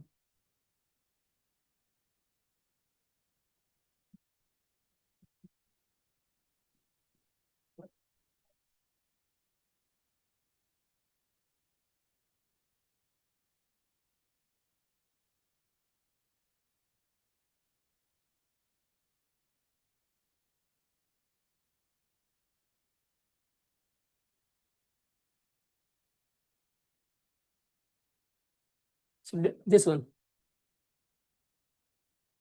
So यहाँ पे आप देख सकते हैं कि उसने कहा कि on 15/1/2024 I was posted at ASI police PS Clifton Karachi investigation branch on the same day as per order of IAPS. I received investigation of case FIR number so and so under section since Arm Act lodged by complainant SIP Khalid with the allegation that one accused Imdad Ali, son of Shehzado, who was already arrested in a case FIR number so and so, police station lodged by private complainant, and he was under investigation SIP Khalid Nazir, and during interrogation man accused admitted that further disclosed he was already in police custody as जो weapon जो है वो वहाँ पे पड़ा हुआ है motorcycle पे। जब वहाँ पे सर्च करते हैं तो उनकी पॉइंटेशन में जो है टाइम भी इन्हें बता दिया, हर चीज़ जो है। एग्जामिनेशन चीफ की खूबसूरत बात है कि आपको अपने केस की हर एक चीज़ बतानी होती है। अगर कोई पॉइंट आप मिस कर देते हैं तो क्रॉस एग्जामिनेशन में जो दूसरी तरफ का वकील होता है वो उसको पिन पॉइंट करता है कि ये चीज़ आपने मिस की, मटेरियल थी। तो यहाँ पे जो है हमारे यहाँ पुलिस वाले इन्वेस्टिगेशन जब भी स्टेटमेंट रिकॉर्ड कराने आते हैं उन्हें इतना आइडिया नहीं होता, वो काफ़ी चीज़ें जो है मिस आउट कर देते हैं, काफ़ी चीज़ें कॉन्ट्रोडिक्शन भी आती हैं। तो उन्हें जो है यहाँ सारी अपनी स्टेटमेंट रिकॉर्ड कराई है, काफ़ी डिटेल स्टेटमेंट है ये हमारे पास। अब देखें इसमें एक और चीज़ होती है कि जैसे आपको मैंने बताया, कोई भी जो रेलेवेंट एविडेंस होते हैं वो एग्जिबिट कराते हैं। और एक और चीज़, जब तक कोई भी एविडेंस जो है कोर्ट में एग्जिबिट नहीं होगा उसकी कोई लीगल वैल्यू नहीं है। फॉर एग्जांपल मेरे पास एक इस केस में जो है आईओ जो था इस केस में, ये गुलाम नवीद मुस्तफ़ा, इतने अपनी स्टेटमेंट रिकॉर्ड कराई। अब इसमें जो जो रेलेवेंट चीज़ें थी इसने एग्जिबिट करानी। एग्जिबिट कराने का क्या मतलब है, आप जिस टाइम अपनी स्टेटमेंट रिकॉर्ड करा रहे हैं, आपने आके ओथ पे जब ओथ लेते हैं, ओथ के बाद स्टेटमेंट रिकॉर्ड कराते हैं, जो भी रेलेवेंट डॉक्यूमेंट आप कोर्ट में पेश करते हैं, कोर्ट उन पे एक टाइटल देता है, उसको एग्जिबिट करा देता है, A B एग्जिबिट 10 है, एग्जिबिट 10-11 इस तरह से जो है एग्जिबिट होती है। और ये जो कॉपीज हैं ये एक्यूज को मिलती हैं, एक्यूज के जो काउंसिल है उसको मिलती है, इसी से क्रॉस एग्जामिन करता है। और कोई भी एविडेंस जो है at the time of evidence नहीं पेश किया गया तो बाद में उसकी कोई रिलायंस और उसकी कोई लीगल वैल्यू नहीं है। इसीलिए डॉक्यूमेंट एग्जिबिट, काफी दोस्त कंफ्यूज होते हैं कि एग्जीबिशन ऑफ डॉक्यूमेंट क्या है। तो ये है, जब भी एविडेंस विटनेस जो है सिविल साइड पे अगर हम आ जाए, मेरा जो वही प्रॉपर्टी का केस था, मैंने ओनरशिप क्लेम की थी, अब मैं जब अपनी स्टेटमेंट रिकॉर्ड करा रहा हूँ, जो मेरे पास प्रॉपर्टी के कागज हैं वो सारे मैं ओरिजिनल जो है कोर्ट में प्रोड्यूस करूंगा। फिर हमारे पास वो अलग पॉइंट है, प्राइमरी एविडेंस है, सेकेंडरी है, तो उसके अलग प्रोसेस है, लेकिन मुझे सारे प्रोड्यूस करना लाजमी है। अब इसके बाद यहाँ पे देखें कि अगर आप लोगों को नजर आ रहा हो, इनने यहाँ पे जो एविडेंस एग्जिबिट कराए हैं, मीन वाइल आई रिसीव रोजनामचा entry under which accused was interrogated, memo of arrest, FIR काइमी entry letter under he deposited the crime weapon to FSL department, I produced FIR at exhibit 10 है। देखिए यहाँ पे लिखा हुआ है कि इसने जो है एफआईआर प्रोड्यूस की, कौन से एग्जिबिट पे, एग्जिबिट 10 है, तो कोर्ट उस पे जो है एग्जिबिट का नंबर लिख देता है कि एग्जिबिट 10 है, फिर 10B 10C इस तरह। ये एक एग्जांपल है कि इस तरह आप जो सारे एविडेंस हैं वो एग्जिबिट होते हैं। सिविल साइड पे भी हमारे पास इस तरह होता है। तो इसने जो है अपनी इन डिटेल यहाँ पे स्टेटमेंट रिकॉर्ड कराई है, इसका सेकंड पार्ट है। अब इस पे आप लोग गेस करेंगे कि ये केस जो था सर हरून प्रसाद का केस था, और इस पे हम इसको क्रॉस एग्जामिन कर रहे थे 2-3 मंथ्स पहले की बात है। उस पे जो सर ने क्रॉस एग्जामिन किया, सर ने सिर्फ एक पॉइंट पे, क्रॉस एग्जामिनेशन पे मैं आऊंगा बाद में, लेकिन इस केस पे हमारे पास यहाँ मौजूद नहीं है, हमने टाइम लिया था, और सर अरुण प्रसाद जब तो उन्होंने सिर्फ इतनी डिटेल जो है ये उनने अपनी स्टेटमेंट रिकॉर्ड कराई, और सर ने सिर्फ उनसे 3 से 4 सवाल पूछे थे, उस पर सर ने कहा था बस, सर ने अपनी क्रॉस एग्जामिनेशन क्लोज कर दी थी। तो बताने का मकसद ये है कि क्रॉस एग्जामिनेशन इतनी इंपॉर्टेंट है कि आपने हर चीज कवर अप करनी है, लेकिन आपने पिन पॉइंट पे रखना है। अगर कोई ऐसा पॉइंट के जो उस पूरे केस को डिस्ट्रॉय कर दे, आप एक पॉइंट पूछ लें, आपका केस का सोल्यूशन आ गया। अब इसमें जो है ये जो आईओ जो है ये इन्वेस्टिगेशन ऑफिसर था, पहले इन्वेस्टिगेशन ऑफिसर जो था दूसरा था, इसके पास इन्वेस्टिगेशन ट्रांसफर हुई है। यहाँ पे देखें इन्होंने मेंशन किया है एक चीज, अगर यहाँ पे मैं आपको जूम करके दिखा दूं जस्ट, यहाँ पे देखें कि इसने यहाँ कहा है कि I was posted at PS Clifton Karachi investigation branch, ये आईओ है, और on the same day as per order of high ups, के जो हाई अप्स हायर अथॉरिटी है उनके ऑर्डर के तहत मुझे इन्वेस्टिगेशन रिसीव हुई। असल बेसिकली इस केस में हुआ ये था कि जो पहला आईओ था जिसने एफआईआर लॉन्च की थी, जो पहले केस में इन्वेस्टिगेशन कर रहा था, दूसरे केस में जो जब रिकवरी हुई उसने क्या किया कि उसने खुद इन्वेस्टिगेशन शुरू कर दी। इनने केस कवर अप करने के लिए रूल ये है, जो पुलिस ऑफिसर जो है एफआईआर लॉन्च करेगा वो इन्वेस्टिगेशन नहीं करेगा। ये सुप्रीम कोर्ट की रिलायंस है, क्योंकि जब आप एफआईआर लॉन्च करते हैं, आप खुद इन्वेस्टिगेशन करते हैं, तो आप केस भी आपका और जज भी आपको, तो ये अगेंस्ट द प्रिंसिपल है। तो इस केस में हुआ बेसिकली ये था, एक आईओ था पहला जिसने पहले केस की तफ्तीश की, तो दूसरे केस की भी तफ्तीश उसी ने की, लेकिन इसको कवर अप करने के लिए इस आईओ का इन्होंने नाम दे दिया। तो इसने कहा कि मुझे हायर अथॉरिटी के ऑर्डर के तहत मेरे पास एक केस ट्रांसफर हुआ, और सर ने जो है सिर्फ एक सवाल पूछा था कि वेदर यू हैव प्रोड्यूस, क्या ये बात दुरुस्त है कि आपने हाई एप्स का अथॉरिटी का कोई ऐसा लेटर प्रोड्यूस नहीं किया जिससे साबित हो आपको इन्वेस्टिगेशन ट्रांसफर हुई है। ही सेड यस, उसने कहा यस सर, कहा that's it. So that's how, ये तरीका है कि आप किस तरह क्रॉस एग्जामिनेशन फ्रेम करते हैं। ये एक क्वेश्चन जो है इतना मटेरियल था कि इसने बाकी सारी जो इसने स्टेटमेंट दी इसको रिलेवेंट क्लियर कर दिया। जब इसने जिस ऑर्डर के तहत, किसी नोटिफिकेशन के तहत इसको केस की इन्वेस्टिगेशन मिली थी, वो उसने प्रोड्यूस ही नहीं की, वो उसने उसके बारे में बताया ही नहीं, तो उसकी बाकी जो भी इन्वेस्टिगेशन किसी कोई हैसियत नहीं। इसका मतलब यही है कि इन्वेस्टिगेशन जो है फॉर्मली ट्रांसफर ही नहीं हुई, और सारी इन्वेस्टिगेशन पहले वाले आईओ ने की है। सो दैट्स हाउ आपको स्मार्ट और पर्पसफुल क्रॉस एग्जामिनेशन करनी होती है।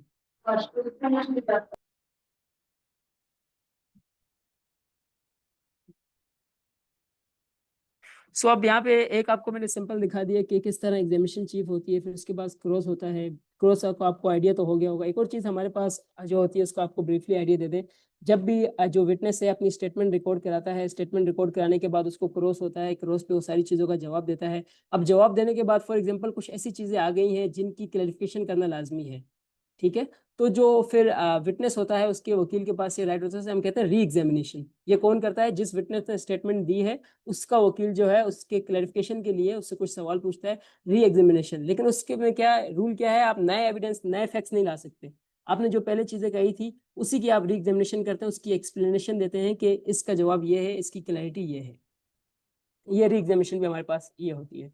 अब री एग्जामिनेशन की फर्दर क्रॉस एग्जामिनेशन का राइट होता है, लेकिन कोर्ट की कंसर्न लेनी पड़ती है। अब जो एक्यूज का लॉयर है वो रिक्वेस्ट करता है कि I seek permission to do further cross examination. Court अगर परमिशन दे तो ठीक है, नहीं दे तो आप नहीं कर सकते, वो राइट नहीं है। री एग्जामिनेशन भी जो है आपकी कोर्ट की परमिशन से होती है। ये हमारे पास री एग्जामिनेशन होगा। अब हमारे पास आगे क्रॉस एग्जामिनेशन। बेसिकली आपको आइडिया हो गया कि क्रॉस एग्जामिनेशन में हम क्या करते हैं, क्रॉस एग्जामिनेशन का हमारा क्या पर्पस होता है। अगर हम क्रिमिनल केस में हमारा ये होता है कि विटनेस की जो क्रेडिबिलिटी है, जो विटनेस ये टेस्टिमनी दे रहे हैं, हम उसकी क्रेडिबिलिटी पे चैलेंज करें, जो विटनेस है सच्चा नहीं है, झूठा आदमी है, इस तरह के रिलेटेड हम उससे सवाल पूछ सकते हैं। उसकी जो स्टेटमेंट्स हैं, प्रीवियस स्टेटमेंट है, उसके साथ उसकी कॉन्ट्रडिक्शन करा सकते हैं, ताकि उसको झूठा साबित करने के लिए। अब झूठा साबित करने के लिए ट्रस्टवर्थी विटनेस साबित के ट्रस्टवर्थी नहीं है, रिलायबल बंदा नहीं है, इसके लिए हमारे पास डिफरेंट तरीके हैं। ठीक है, एक तो हम जो है उसकी पुरानी जो प्रीवियस स्टेटमेंट्स हैं, फॉर एग्जांपल हमारे पास यहाँ क्रिमिनल केस में होता है, आप जो भी विटनेस होता है वो पहले अपनी 161 का आइए उसका बयान लेता है। 161 का बयान जो है वो कोर्ट में एग्जिबिट नहीं होता। 161 का ये लो एग्जिबिट नहीं होता। जब भी विटनेस जो है आता है वो अपना बयान देता है एग्जामिनेशन इन चीफ में, कोर्ट के सामने। तो अगर उसने जो बातें एग्जामिनेशन चीफ में एविडेंस में कोर्ट के सामने कही हैं और जो बातें उसने 161 में पुलिस के सामने कही थी, आप इन दोनों को मिलाएंगे, आप इन दोनों में कॉन्ट्राडिक्ट कराएंगे कि क्या ये बात दुरुस्त है कि आपने अपने 161 के बयान में ये बात मेंशन की थी और आपने यहाँ मेंशन नहीं की। इस तरह करके उसको कॉन्ट्राडिक्ट कराएंगे। इसकी नज़र से इससे क्या एस्टेब्लिश हो जाएगा कि जो विटनेस जो है झूठा है, ये गलत कहानी बता रहा है, इसकी बातों में कॉन्ट्राडिक्शन है। और जो है अब तीसरा हमारे पास पर्पस है। ये तो दो हमारे पास हो गए। ये बेसिकली जो दो स्ट्रेटजीज है ये हम क्रिमिनल में यूज करते हैं, क्योंकि क्रिमिनल केस में क्या होता है, burden of proof is on the prosecution. Prosecution ने, जो हुकूमत होती है, स्टेट होती है, उनने अपना केस स्टेब्लिश करना है। आप लोगों ने बस सिर्फ जो है प्रोसिक्यूशन के केस में जो उन्होंने स्टेटमेंट रिकॉर्ड कराए, एविडेंस लाए, आपने उसमें डाउट क्रिएट करना है कि शक है। अगर हल्का सा भी रीजनेबल डाउट आ जाए तो benefit of doubt goes to, always go to accused, और एक्यूज विल बी एक्यूटेड। ठीक है, क्रिमिनल केस में आप इस तरह जो है क्रॉस एग्जामिनेशन को यूज करते हैं। अब सिविल साइड पे हम आ जाते हैं। सिविल साइड पे क्रॉस एग्जामिनेशन किस तरह यूज होता है। क्रॉस एग्जामिनेशन फिर जो है सिविल साइड पे, क्योंकि हमारे पास प्रिंसिपल क्या है, प्रोपोनेंस ऑफ एविडेंस। जो भी पार्टी जो एलिगेशन लगाती है, जो क्लेम करती है, तो उसको वो एविडेंस थ्रू अपने उसके प्रूफ करना पड़ता है।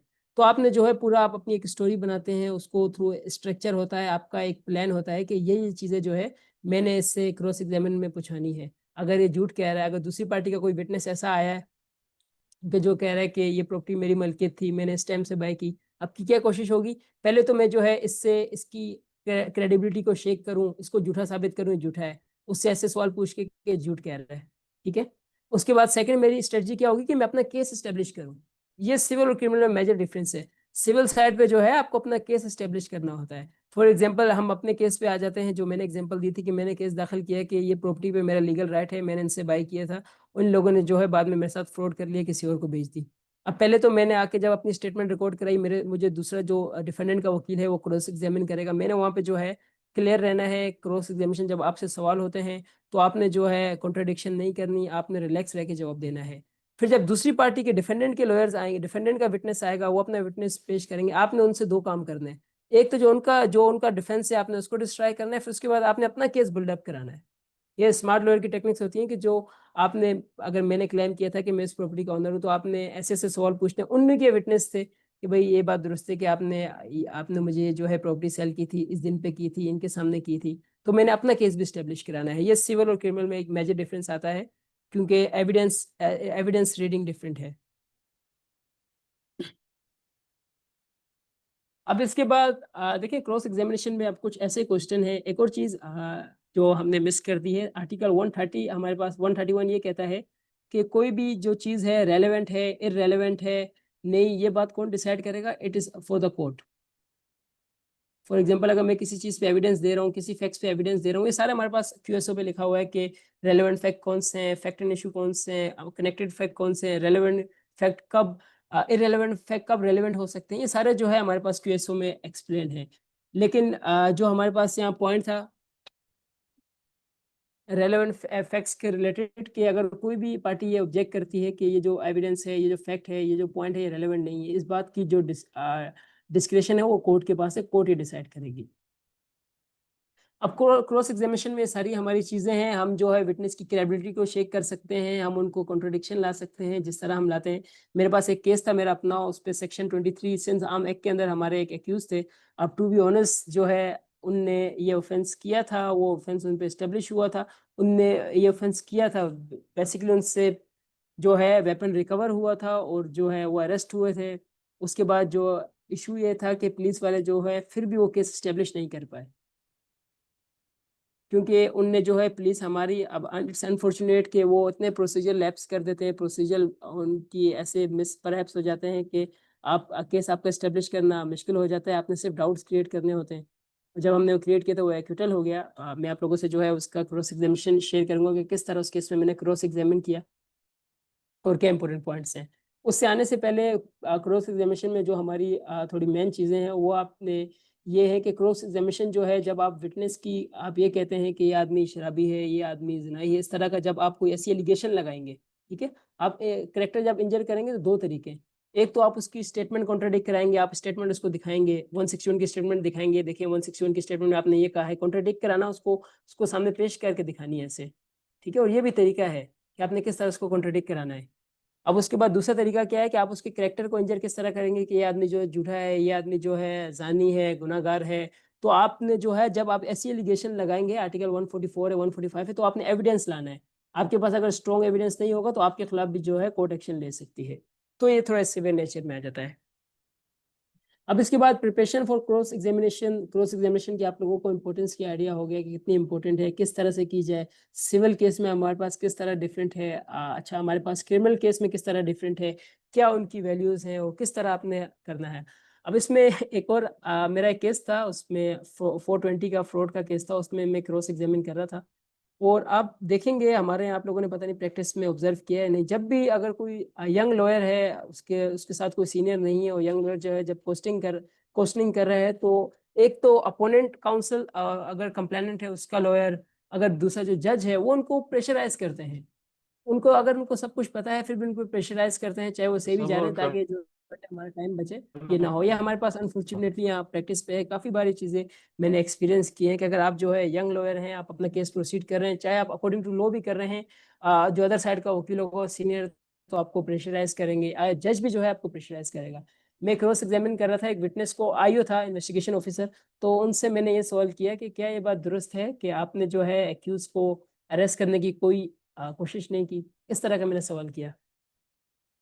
तो फिर जज ने मुझे कहा कि आप ये क्वेश्चन नहीं कर सकते, ये क्वेश्चन जो है इररेलेवेंट है, ये क्वेश्चन इस केस से रेलेवेंट नहीं है।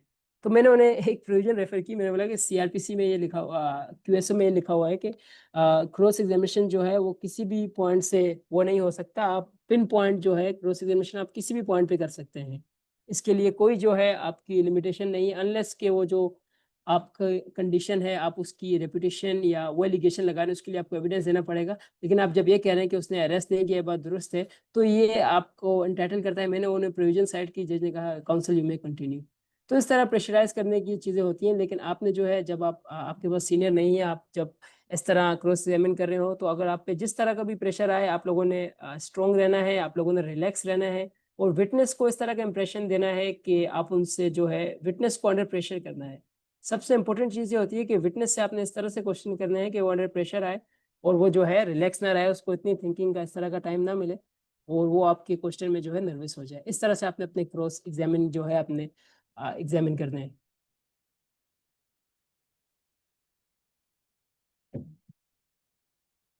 अब इसके बाद क्रॉस एग्जामिनेशन में सबसे इंपॉर्टेंट चीज़ें हमारे पास क्या आती हैं, जब भी आप ड्राफ्ट कर रहे हैं, आपने कोशिश ये करनी है अगर सिविल साइड पे हैं, सारे इंपॉर्टेंट एलिमेंट्स जो है कवर हों, जो जो चीज़ें उन्होंने कही हैं, सारे इंपॉर्टेंट पॉइंट्स पे उससे आप क्रॉस एग्जामिन करें, कोई चीज़ आप स्किप ना करें। जब आप क्रिमिनल साइड पे आते हैं तो आपने 161 की स्टेटमेंट्स को कॉन्ट्रडिक्शन लेना है। फिर उनने आपको पुलिस के अगर पुलिस विटनेस है तो उनको प्रोसीजर की, पुलिस रूल की आपको नॉलेज होनी चाहिए कि उनका प्रोसेस, इन्वेस्टिगेशन क्या प्रोसेस होता है, प्रोसीजर क्या चीज़ें हैं। अगर मुझे उस चीज़ में नॉलेज नहीं होती, अभी आप लोगों को मैं दिखाऊंगा, तो अब मैं उस केस में कुछ भी नहीं कर सकता, तो आपको उसकी नॉलेज होनी चाहिए। उसके बाद आपने जो है क्रॉस, एक और सबसे इंपॉर्टेंट चीज़ है, क्रिमिनल केस में जो होता है, किसी भी ऑफेंस होता है उसके इंग्रेडिएंट्स होते हैं, वो हमें बताता है पीपीसी। तो आपने क्या करना है कि उस इंग्रेडिएंट्स की बेसिस पे आपने अपने क्वेश्चन ड्राफ्ट करने हैं।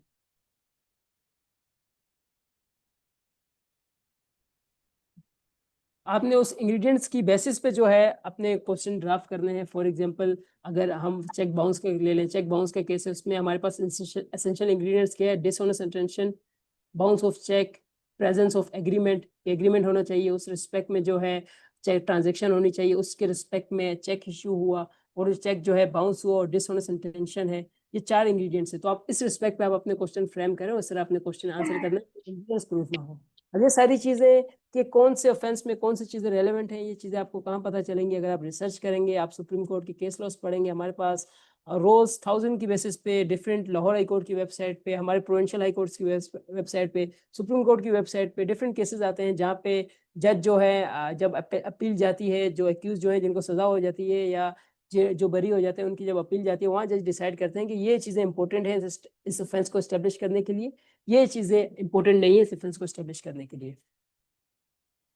तो क्रॉस एग्जामिनेशन अगेन हमारी ये पॉइंट आ गए कि आपने पिन पॉइंट करना है, आपने इंपॉर्टेंट पॉइंट को एड्रेस करना है। अगर आप सिविल साइड पे आपने किस तरह करना है, अब आप क्रिमिनल साइड पे आपने किस तरह करना है। ये मैंने एक एग्जांपल दी थी कि आप अगर गिफ्ट का कर रहे हैं सिविल केस से, आपको ये पता होना चाहिए कि गिफ्ट जो है किस तरीके से हमने प्रूफ करना है, उसके क्या इंग्रेडिएंट्स हैं, कौन से विटनेस प्रोड्यूस होंगे, ये सारे क्राइटेरिया आपको पता होने चाहिए। अगर आप दूसरी पार्टी के अगेंस्ट है, फॉर एग्जाम्पल किसी ने केस दाखिल किया कि गिफ्ट डीड की बेसिस पे इनहेरिटेंस की प्रॉपर्टी उसे मिली, तो आपको ये सारी नॉलेज होनी चाहिए। आपने ये सारी इन बेसिस पे आपने क्वेश्चन करना है कि क्या ये बात दुरुस्त है कि जो गिफ्ट का विटनेस था वो आपने प्रोड्यूस नहीं कराया। अगर ये चीजें आप सारी उससे मना लेंगे, ये इंग्रेडिएंट्स उसके सारे एब्सेंस करा देंगे, तो उसका केस वैसे ही डिस्ट्रॉय हो गया। तो दोनों तरफ से आप इसको यूज कर सकते हैं। उसके बाद एक और सबसे अहम चीज जो हमारे यहाँ स्टूडेंट मिस करते हैं और काफी लॉयर्स भी करते हैं कि आपने देखा होगा, अगर आप लोग प्रैक्टिस में आए तो हमारे सीनियर्स लॉयर्स जो हैं इतनी डिटेल क्रॉस एग्जामिनेशन करते हैं वो जो इररेलेवेंट होती है, उसका कोई पर्पस ही सर्व नहीं होता। ऐसे पॉइंट्स पे 3 पेज की जज भी इरिटेट हो जाता है, उसके बाद जो दूसरी पार्टी का लॉयर वो भी इरिटेट हो जाता है। सीनियर लॉयर्स अब क्योंकि सीनियर होते हैं, जज उन्हें कह नहीं सकते। अगर आप किसी मजिस्ट्रेट के कोर्ट में जाएं, मोस्टली हमारे यहाँ ऐसा होता है, जो सीनियर लॉयर है कोई कोई जो है बड़ी अच्छी क्रॉस एग्जामिनेशन करते हैं, लेकिन कुछ ऐसे होते हैं कि इररेलेवेंट और अननेसेसरी क्वेश्चन पूछते हैं जिनका केस से कोई ताल्लुक ही नहीं है। तो वो फिर रिक्वायरमेंट नहीं होती इस तरह की आपने क्रॉस क्रॉस एग्जामिनेशन ड्राफ्ट नहीं करनी कि जज जो है आपसे बोर हो जाए और आपको जो है क्रिटिसाइज करे। अगर आपने पिन पॉइंट क्रॉस एग्जामिनेशन करनी है, टू द पॉइंट करनी है, मैंने आपको सर अरुण प्रसाद की बेस्ट एग्जांपल दी कि 2 पेज का इतना डिटेल क्रॉस एग्जामिनेशन, वो केस था मर्डर और डिकेटी का, उस पर सर ने सिर्फ 2 से 3 सवाल किए। पहले उनका ये पूछा, फिर तीसरा सवाल ये किया, उसने कहा हाँ मैंने पेश नहीं किया, that's it, close, side close. इस तरह आपने जो है स्मार्टली क्रॉस एग्जामिनेशन ड्राफ्ट करना है। अब उसके बाद हमारे पास एक और चीज आती है कि आपको एविडेंस की वैल्यू पता होनी चाहिए। अगेन पॉइंट बीइंग इसकी, अगर आप लोगों की रिसर्च अच्छी होगी कि कौन सा विटनेस क्या है, कौन सा एविडेंस की क्या लीगल वैल्यू है, अगर वो इंटरेस्टिंग विटनेस है, लीगल वैल्यू है, तो सारी चीजें आपको पता नहीं होगी, तो आपका केस जो है इजीली डिस्ट्रॉय हो जाएगा।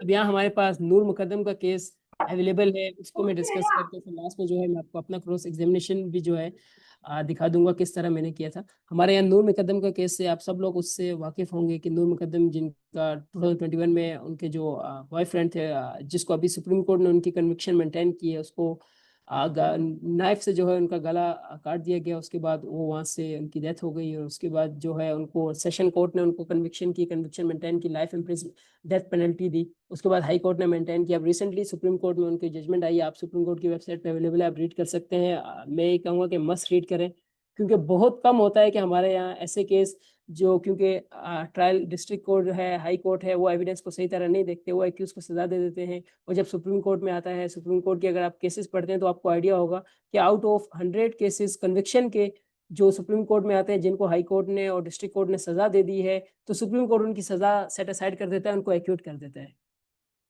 क्या कहता है कि आपने एविडेंस सही तरह रीड नहीं किया, आपने एविडेंस को सही तरह स्टडी नहीं किया। लेकिन ये नूर मुकदम का एक वाहिद केस है जहाँ पे सुप्रीम कोर्ट ने उसकी कन्विक्शन को मेंटेन किया और उसकी सजा मेंटेन की, और उसकी डेथ पेनल्टी जो है वो मेंटेन किया। उस पर जो सबसे इंपॉर्टेंट हमारे पास एविडेंस था वो था डिजिटल एविडेंस। जो कैमरे की रिकॉर्डिंग थी, उस रिकॉर्डिंग, वो रिकॉर्डिंग कोर्ट में प्रोड्यूस की गई। वो रिकॉर्डिंग एक सबसे मेन एविडेंस था, कोर्ट ने उसको पूरा डिस्कस किया।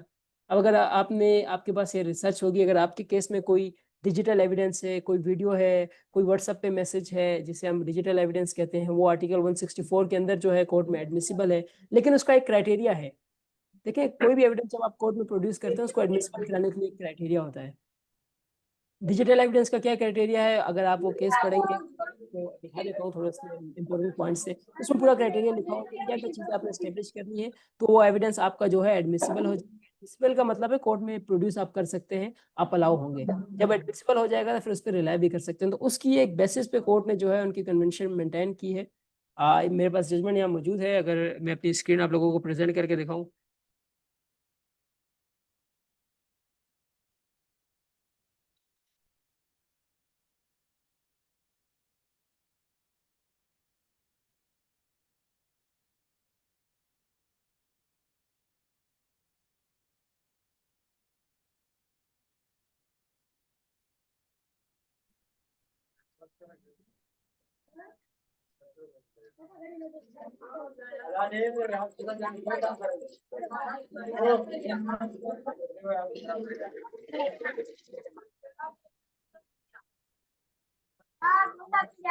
हमारे पास नूर मुकद्दम का केस है। अब इनके देखेंगे पैराग्राफ 9 में सुप्रीम कोर्ट ने क्राइटेरिया बता दिया कि डिजिटल एविडेंस के कोर्ट में प्रूफ कराने के लिए आप किन चीज पर रिलाई कर सकते हैं, क्या इंपॉर्टेंट चीज है डिजिटल एविडेंस को कोर्ट में रिलाई कराने के लिए।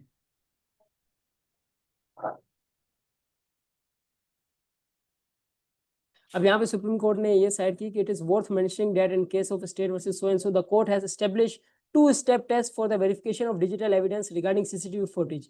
अगर आपके केस में फॉर एग्जांपल आप किसी केस पर रिलाई कर रहे हैं, आपके पास डिजिटल एविडेंस है, किसी चीज का प्रूफ है, तो आपने ये 2 चीजें करनी है, तब आपका केस वो एविडेंस जो है एडमिसिबल होगा।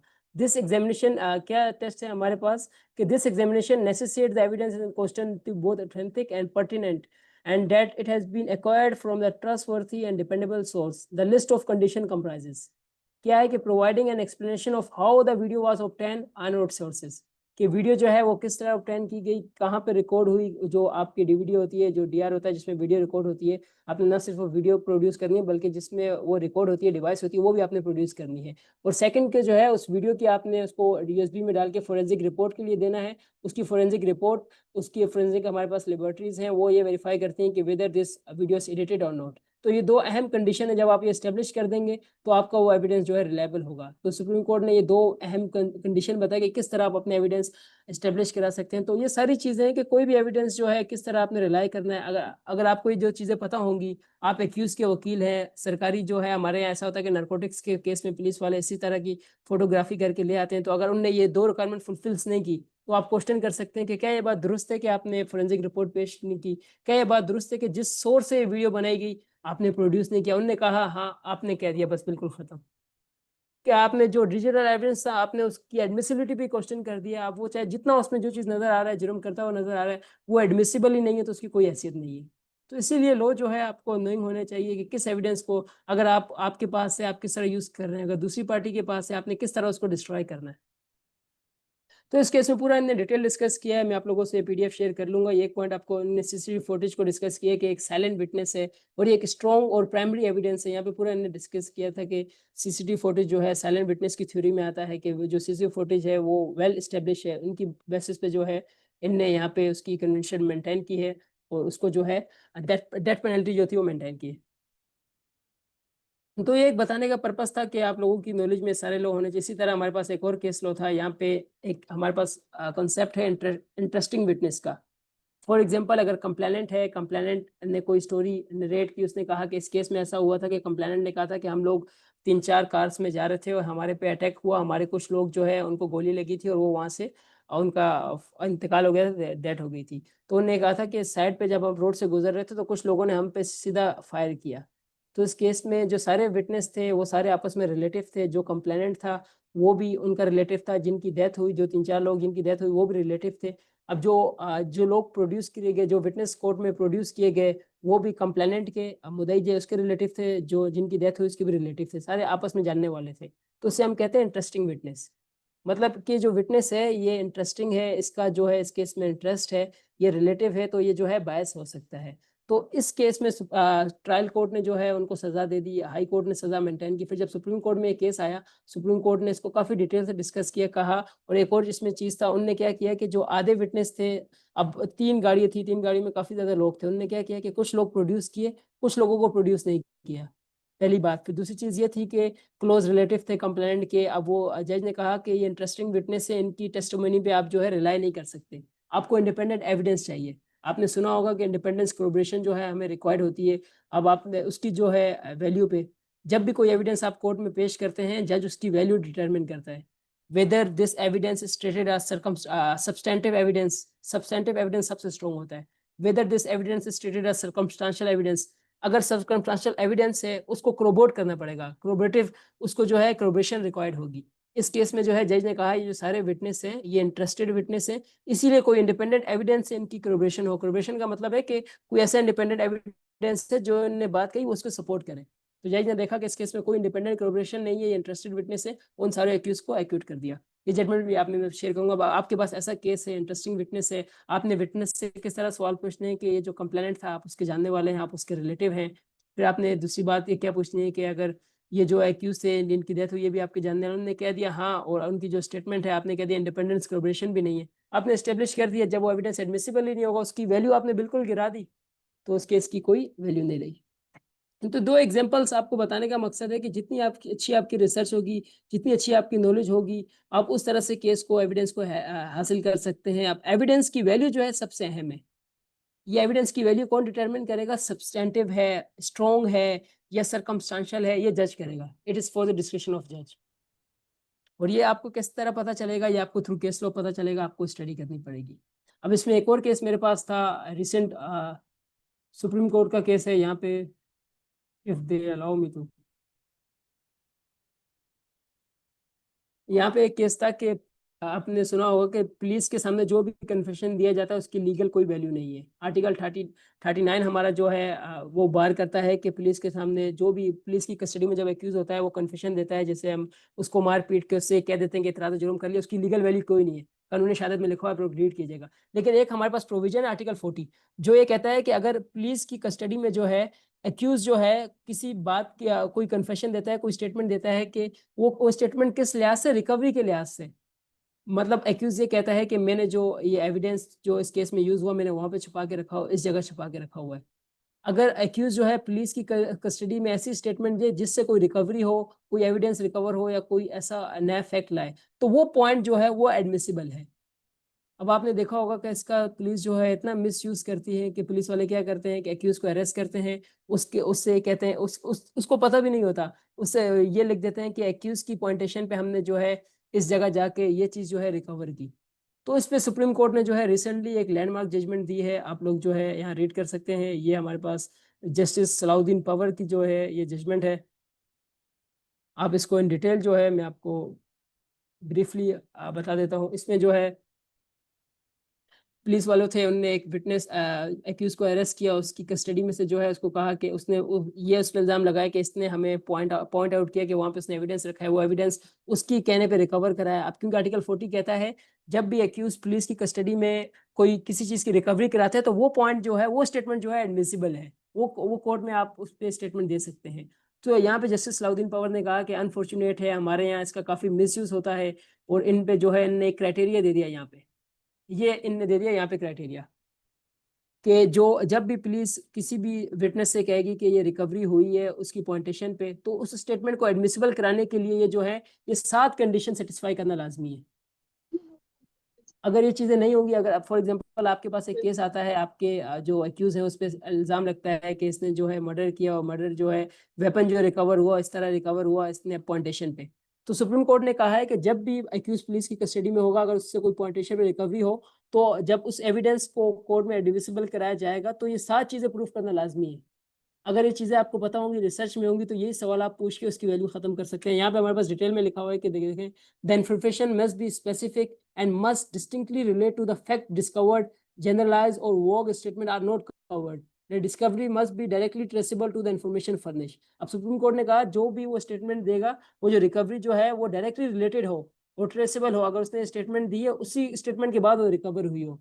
और ये there must be a tangible discovery of material fact such as the recovery of object, article, weapon, और उसी स्टेटमेंट से वो चीज रिकवर हुई हो। फिर उसके बाद क्या कि there must be a clear and casual link between the disclosure and discovery, facts must be discovered. उसके बाद ये है कि सुप्रीम कोर्ट ने ये भी कहा है कि जब वो स्टेटमेंट रिकॉर्ड करेंगे जिससे उसको रिकवरी होगी, आपने उसकी एंट्री करनी है पुलिस डायरी में, आपने विटनेस, इंडिपेंडेंट विटनेस उसमें ऐड करने हैं। अगर ये सारी चीजें नहीं होंगी तो उस रिकवरी की कोई वैल्यू नहीं है। तो ये सारी, इस पे भी सुप्रीम कोर्ट ने जो है एक्यूटल कर दिया था इसकी बेसिस पे। ये सारी चीजें शेयर करने का पर्पज कि आप लोगों की जितनी अच्छी रिसर्च होगी, जितना अच्छा आपको नॉलेज होगा कि किस एविडेंस को किस तरह एडमिसिबल कराया जाता है, अगर वो चीज़ें नहीं हो तो उसकी लीगल वैल्यू नहीं होगी, ये सारी चीज़ें आपको रिसर्च से आएंगी। तो ये कुछ एग्जांपल बताने का मकसद था। इस केस में भी जो है हाई कोर्ट ने भी इसको कन्विक्शन की थी, लेकिन सुप्रीम कोर्ट से एक्यूज जो है एक्यूट हो गया। काफ़ी अच्छी जजमेंट है, आप लोग रीड कीजिएगा, मैं आप लोगों से लिंक शेयर करूंगा। अब हमारे पास जो है एक एविडेंस है जो मैंने रिकॉर्ड कराया था, आपको एक सैंपल शेयर करा देते हैं कि किस तरह आप आप जो है एविडेंस रिकॉर्ड करते हैं, क्या क्या इंपॉर्टेंट चीज़ें हैं। होप जो है मैंने सारी चीज़ें कवर की होंगी, लेकिन क्योंकि हमारे पास टाइम शॉर्ट है हम सारी चीज़ें कवर नहीं कर सकते। लेकिन जो भी चीज़ें मेरे से मिस हुई हो आप लोग क्वेश्चन आंसर में हम एड्रेस करेंगे। अब जिस एग्जामिनेशन की मैं बात कर रहा था वो अभी हम थोड़ा डिस्कस कर लें।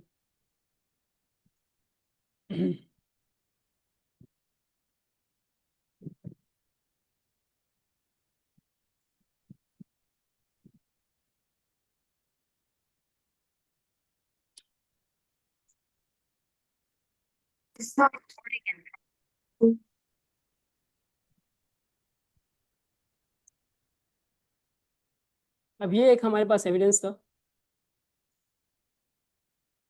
जैसे मैंने आपको बताया था कि सेक्शन 23 आर्म्स एक्ट का हमारा एक क्लाइंट था जिनसे वेपन रिकवर हुआ था और पुलिस ने उस पर एफआईआर कटाई थी। ये हमारे पास जो विटनेस है क्रिमिनल में सारा रिकॉर्ड होता है। आपका जो एग्जामिनेशन चीफ है वो सरकारी वकील कराता है। विटनेस का नाम अवैस अहमद है, पुलिस कांस्टेबल था ये। और जब रात में उससे चीज़ें रिकवर हुई थी तो इसने कहा था यहाँ पे मौजूद। अब देखें इसने अपनी स्टेटमेंट किस तरह रिकॉर्ड कराई है। On 19/9/2024 I was posted eight Bilal colony Karachi. My duty timing was from 20 hours to 8 hours। I left. अब देखें क्रिमिनल में एक और चीज़ होती है, आप जब भी टाइमिंग लिखते हैं आप 24 क्लॉक्स में लिखते हैं। आप अगर रात के दिन के 12 बजे का टाइम है आप लिखेंगे 13 hours, 14 hours, 15 hours, 16 hours, इस तरह आप करके टाइमिंग लिखते हैं। तो ये 8 hours तो रात 8 बजे से लेकर सुबह के 8 बजे तक इसकी ड्यूटी टाइमिंग थी। इसमें भी काफ़ी स्टूडेंट कन्फ्यूज होते हैं। I left PS for patrolling the area and police mobile SPC so and so. SPC one so and so during patrolling at 2000 hours we reached 4K Churangi sector North Karachi. We saw 3 people, they are coming on bike से आ रहे थे, हमें suspicious लगे, हमने उनको रोका, उनसे inquiry की। 3 लोग थे, उनका नाम ये था।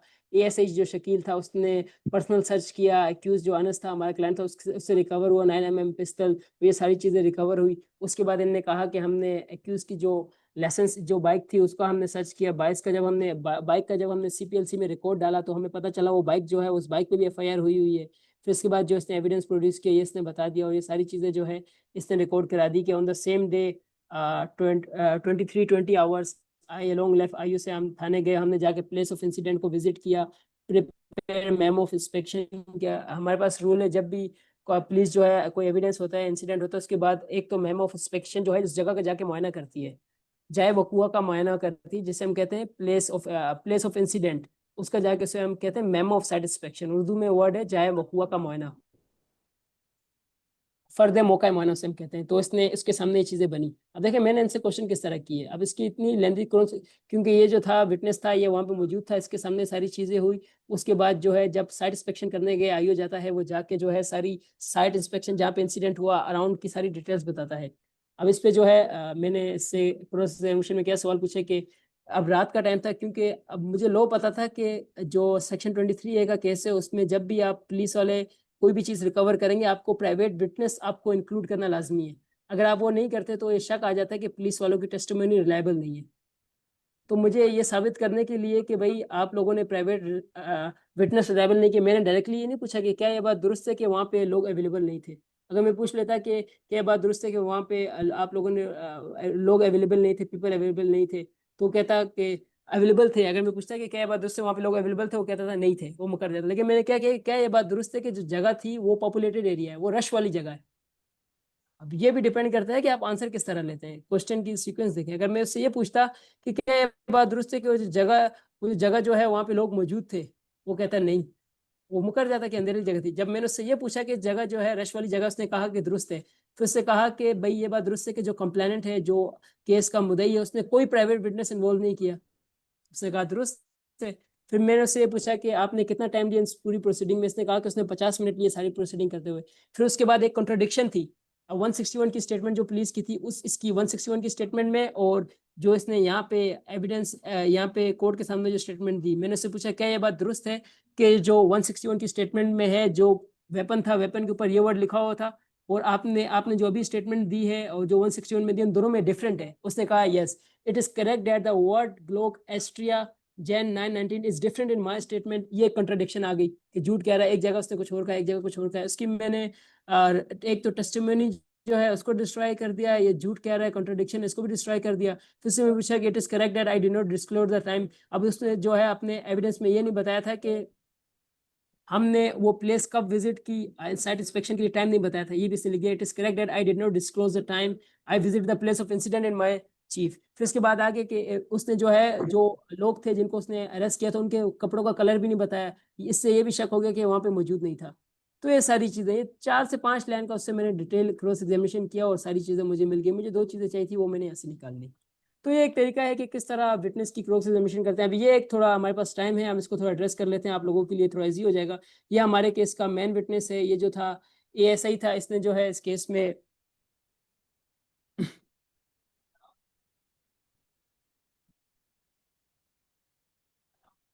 अब इसमें इस केस ने जो है तफ्तीश की थी, इन्वेस्टिगेशन ऑफिसर था, इसने कहा कि 19/5 को जो है मैंने FIR रजिस्टर की। उसके बाद जो है प्रोड्यूस जो चीज़ें की, जैसे मैंने आपको बताया था 5A हो गया, कंप्लेंट के साथ में गया सेटिस्फेक्शन की। उसके बाद मैंने मेमो ऑफ सेटिस्फेक्शन बनाया, memo of maps, pictures, some pictures भी ली। I produce memo of map को, इसने प्रोड्यूस कर दिया, सारे इसने प्रोड्यूस कर दिए कोर्ट में। I see the memo of satisfaction, ठीक है। मैं वहाँ से पुलिस स्टेशन वापस आया, मैंने एंट्री नंबर 30 में किया, I produce exhibit 05, I recorded my witness की। उसके बाद इसने जो विटनेस थे उसकी स्टेटमेंट रिकॉर्ड की। उसके बाद इसने एक्यूज को इंटेरोगेट किया, इसने सारा प्रोसेस लिख दिया। अब इससे देखिए मैंने इंटेरोगेट किस तरह किया। हमारा सबसे मेन पॉइंट था कि रश वाली जगह थी, आपने विटनेस इंडिकेशन सर्च। इस केस में इशू ये था, बेसिकली पुलिस वालों ने रियल में उससे रिकवरी की थी, लेकिन वहाँ पे जो है इन्वेस्टिगेशन जो ASI शकील था वो वहाँ पे मौजूद नहीं था, सिर्फ कांस्टेबल थे। उनने सारी कार्रवाई आके थाने पे की है, इस वजह से जो है वो सारा केस हार गए।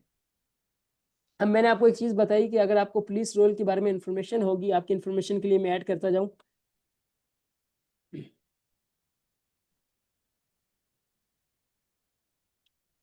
आपकी इन्फॉर्मेशन के लिए ऐड करता जाऊं, जब भी थाने में हमारे पास टोटल 19 से 20 रजिस्टर होते हैं, हर रजिस्टर का एक पर्पस है। पुलिस वाले जब भी कोई काम करते हैं वो रोजनामचा में एंट्री करते हैं। जब भी पुलिस वाले जो है, जब पुलिस ऑफिसर वाले ड्यूटी पे आते हैं, वो रोजनामचा में साइन करते हैं, एंट्री नंबर लिखते हैं और आगे साइन करते हैं कि इस टाइम पे मैंने अराइवल आया, इस टाइम पे डिपार्चर आया। जब वो थाने से बाहर जाएंगे उस रोजनामचे में एंट्री करेंगे, उसे हम कहते हैं रजिस्टर 2। एक हमारे पास होता है रजिस्टर 19 माल खाने का। जब भी कोई चीज कोर्ट में पुलिस थाने में रिकवर होकर आती है उसमें एंट्री करते हैं, अगर वो एंट्री नहीं है तो उसकी कोई वैल्यू नहीं है। ये सारी चीज में नॉलेज में, जब देखे मैंने इनसे सवाल किस तरह किए। On night of the incident my duty, इससे मैंने पूछा कि आपकी ड्यूटी टाइमिंग क्या थी। इसने कहा कि मेरी ड्यूटी टाइमिंग रात 8 से सुबह 8 बजे थी। मैंने पूछा कि क्या ये बात दुरुस्त है कि आपने अपनी ड्यूटी टाइमिंग का कोई सबूत प्रोड्यूस नहीं किया कि ये आपकी ड्यूटी टाइमिंग थी। इसने कहा दुरुस्त है। जब ये इस बात पे मैंने शक डाल दिया कि ये आपकी ड्यूटी टाइमिंग थी, तो ये साबित हो गया आप वहाँ मौजूद हैं या नहीं, आप उस टाइम आपकी ड्यूटी थी नहीं, यही मैंने शक पे डाल दिया। और ये चीज़ मेरी नॉलेज में नहीं, तो ये सवाल मैं करता, मैंने से यही पूछा कि इट इस ये मैंने पूछा कि क्या बात दुरुस्त है कि आपने अपनी ड्यूटी टाइमिंग की कोई एंट्री ऐसी प्रोड्यूस नहीं की जिससे ये साबित हो कि आपकी ड्यूटी टाइमिंग है। इसने कहा yes, it is correct to suggest that का मतलब ये कोड लिखते हैं, ये बात दुरुस्त है कि I had not produce any entry which shows that at the night of incident I went to police station. फिर उसके बाद आगे कि it is it is correct to suggest that it is not mentioned in the content of entry where I had received investigation of this crime that which document। अब एक और चीज, जब भी जो है इन्वेस्टिगेशन देखें, पुलिस में 2 यूनिट होते हैं, एक ऑपरेशन यूनिट होता है, एक इन्वेस्टिगेशन यूनिट होता है। FIR जो लॉन्च करते हैं वो ऑपरेशन यूनिट वाले करते हैं। ऑपरेशन यूनिट वाले FIR लॉन्च करके एक एंट्री बनती है रोजनामचे की, उस एंट्री के साथ सारे एविडेंस जो है उसी एंट्री में मेंशन करके जो IO को ट्रांसफर कर देते हैं। मैंने उससे पूछा क्या ये बात दुरुस्त है, जो आपने जो जिस एंट्री के तहत आपसे इन्वेस्टिगेशन ट्रांसफर हुई उस पर जो रेलेवेंट डॉक्यूमेंट है उसकी डिटेल मेंशन नहीं थी कि आपको क्या क्या रिसीव हुआ। उसने कहा दुरुस्त है, ये बात भी रिसीव हो गई। फिर उसके बाद क्या है कि ये बात दुरुस्त है कि आपने इस चीज़ की एंट्री प्रोड्यूस नहीं की जिससे आपने पिस्टल रिकवर की है। It is correct that it is also not mention the said entry I had receive pistol from complainant. ये सवाल उससे मैंने पूछा था कि जो ये बात दुरुस्त है कि जो एंट्री आपको प्रोड्यूस हुई जिस पे सारी चीज़ें लिखी हुई थी, आपको क्या क्या रिसीव हुआ, उस एंट्री में ये मेंशन नहीं था कि आपको पिस्टल भी रिकवर हुई है। उसने कहा ठीक है, नहीं मेंशन। जब इतने डाउट उसमें आ गए तो फिर उसके बाद मुझे it is correct that it is also mention from the it also suggest that correct to suggest that it is not mentioned in my departure entry which police official left with them। अब जैसे कि मैंने आपको बताया, जब भी थाने वाले थाने से जाते हैं वो आप बाहर आते हैं, बाहर जाते हैं। अब ये साइट इंस्पेक्शन के लिए गया था IO, तो इसका काम था कि वो वहाँ पे एंट्री करता है, एंट्री करने के बाद जो जो उसके साथ जा रहा है उसका मेंशन करता। तो जो एंट्री थी, एंट्री में जो उसके साथ गए थे साइट इंस्पेक्शन करने, वो मेंशन नहीं था। मैंने ये सवाल भी पूछ लिया कि जो विटनेस आपके साथ गए थे साइट इंस्पेक्शन के लिए, जैसे अवैस गया था, उनका नाम उस एंट्री में मेंशन नहीं। इसने कहा नहीं मेंशन। तो इसके बाद वैसे मैंने पूछ लिया कि वो जगह जो है पॉपुलेटेड एरिया, इसने कहा पॉपुलेटेड एरिया। ये बात दुरुस्त है कि आपने कोई जो है प्राइवेट विटनेस जो है इन्वॉल्व नहीं किया, इसने बात ये दुरुस्त है। फिर से मैंने पूछा कि आपने कोई प्राइवेट विटनेस का नोटिस होता है ना सेक्शन 160 का, वो भी आपने नहीं दिया। इसने कहा मैंने नहीं दिया। फिर उसके बाद इसने कहा कि मेमो ऑफ सेटिस्फेक्शन जो है, ये सारी चीज़ें थी। अब देखिए ये सारी मेन चीज़ें थी जो हमने उससे निकाल ली। इससे ये चीज़ें डाउट हो गया कि क्या पिस्टल रिकवर हुआ है नहीं, वो जब डॉक्यूमेंट्स में है ही नहीं तो सारा केस उनका डिस्ट्रॉय हो गया। तो इस तरह की एक एग्जांपल है कि किस तरह आप क्रॉस एग्जामिनेशन, अगर आपको क्रॉस एग्जामिनेशन आप कंक्लूड करेंगे, आपको रिसर्च आपकी हो, आपको पता हो कि इस केस के इंपॉर्टेंट इंग्रेडिएंट्स क्या हैं, इस केस में क्या हम वीक पॉइंट्स जो हैं जिस पे हमें क्वेश्चन करना चाहिए, इन वीक पॉइंट को अगर हम उनसे बुलवा लेंगे तो उनका केस बिल्कुल डिस्ट्रॉय हो जाएगा। ये सारी इंपॉर्टेंट चीजें थी जो उनसे मैंने क्वेश्चन किया, वहां से उनका केस पूरा डिस्ट्रॉय हो गया।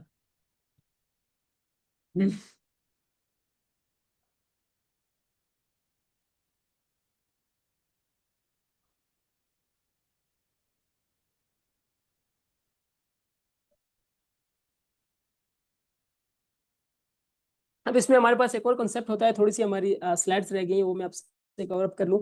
एक होस्टाइल विटनेस का हमारे पास कॉन्सेप्ट होता है। वो कॉन्सेप्ट ये होता है कि जो पार्टी विटनेस लेके आती है, फॉर एग्जांपल हमारे पास सिविल केस है, सिविल केस में विटनेस पेश हुआ, विटनेस पेश होते हुए विटनेस जो पेश होता है वो हमेशा अपनी, जिसके लिए विटनेस पेश होता है, प्लेंटिफ है, उसने एक विटनेस लेके आया, वो विटनेस की प्रिज्यूम ये होता है, पर्पस ये होता है कि वो उस प्लेंटिफ के हक में गवाही दे, उस प्लेंटिफ का केस स्टेब्लिश करे।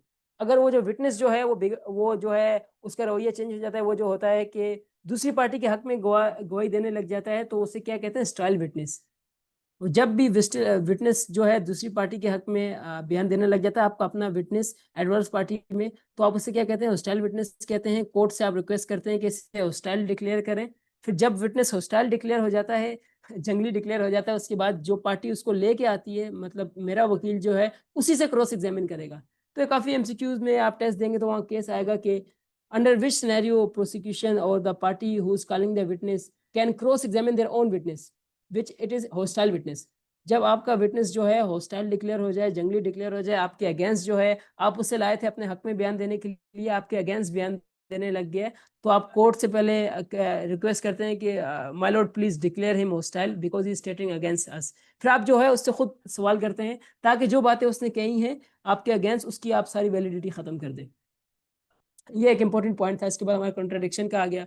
फिर सिविल केस, क्रिमिनल केस, ये मैंने कवर अप कर लिया कि क्या डिफरेंट आता है। आपको पता होना चाहिए कि बर्डन ऑफ प्रूफ हमारे पास आर्टिकल 114 से लेके क्यूएसओ के आर्टिकल 129 तक बर्डन ऑफ प्रूफ एक्सप्लेन है कि किस चीज का बर्डन ऑफ प्रूफ किस पे रिलाई करेगा। बर्डन ऑफ प्रूफ, अगर कोई इंसान किसी चीज का दावा करता है, फॉर हमारे पास एक चीज होती है, अगर कोई क्रिमिनल में नॉर्मल क्या रूल है कि बर्डन ऑफ प्रूफ नॉर्मली होता है प्रोसिक्यूशन पे, प्रोसिक्यूशन जो भी इल्जाम लगाती है वो प्रूफ करती है। लेकिन एक्सेप्शन क्या है, जब एक्यूज ये बात कोई डिफेंस ले कि मैंने ये ऑफेंस किया, मेरी मेंटल कंडीशन ठीक नहीं थी, मैं अनस्टेबल था, जब वो प्ली लेता है, ये आर्ग्यूमेंट लेता है, तो बर्डन ऑफ प्रूफ अब एक्यूज पे आ जाएगा। अब एक्यूज को एविडेंस से चीज साबित करनी होगी, जब उसने ये ऑफेंस किया उसकी मेंटल कंडीशन सही नहीं थी। अब ये बात प्रोसिक्यूशन साबित नहीं करेगी, चाहे क्रिमिनल केस, ये बात जो है एक्यूज को स्टेब्लिश करने की थ्रू एविडेंस।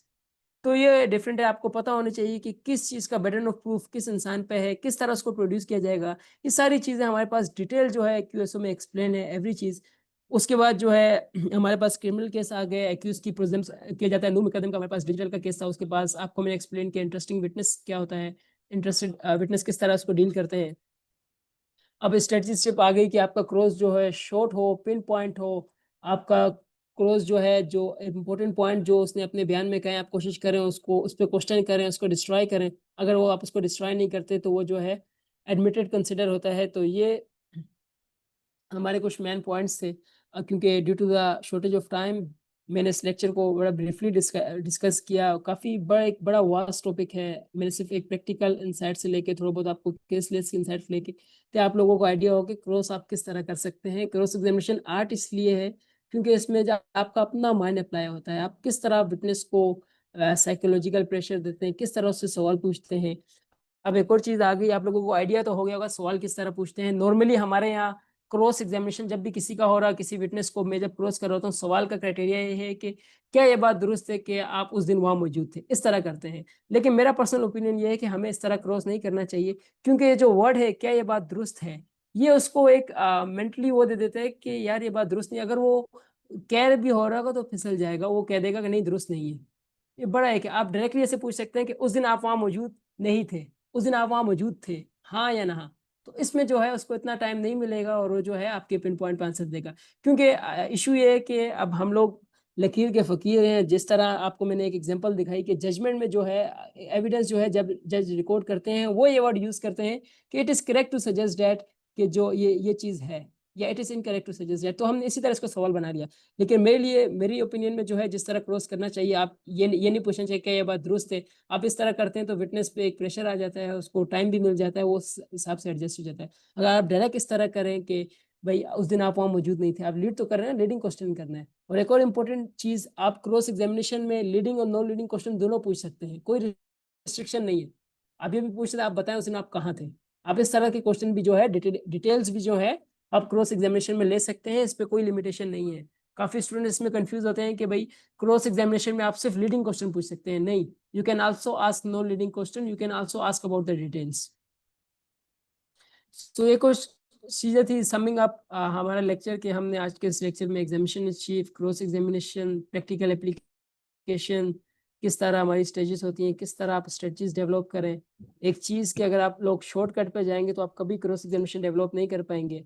जो मेरा ओपिनियन ये है कि आप कोई भी बुक ले लें क्रॉस एग्जामिनेशन की, आप आर्ट ले लें, आप भले उसको स्टडी करते रहें, आपको क्रॉस एग्जामिनेशन नहीं आएगी। आपको वक्ती तौर पे आपको थोड़ा आइडिया हो जाएगा, लेकिन जब तक आप रिसर्च नहीं करेंगे आपको ये नहीं पता होगा कि कौन से एविडेंस को प्रूव करने के लिए क्या क्या चीज़ें रिक्वायर्ड होती हैं, कौन से केस को एस्टेब्लिश करने के लिए क्या क्या इंग्रेडिएंट्स होते हैं। जब तक आपको वो नहीं पता होंगे, वो अगर आपको पता होंगे तो उस लिहाज से आप अपने क्वेश्चन बनाएंगे बिल्कुल पिन पॉइंट पे। अदरवाइज जो है आप यहाँ वहाँ के क्वेश्चन पूछते रहेंगे और पिन पॉइंट पे आप क्वेश्चन नहीं करेंगे, और आपका क्लाइंट जो है बड़ा लॉस करेगा और सफर करेगा।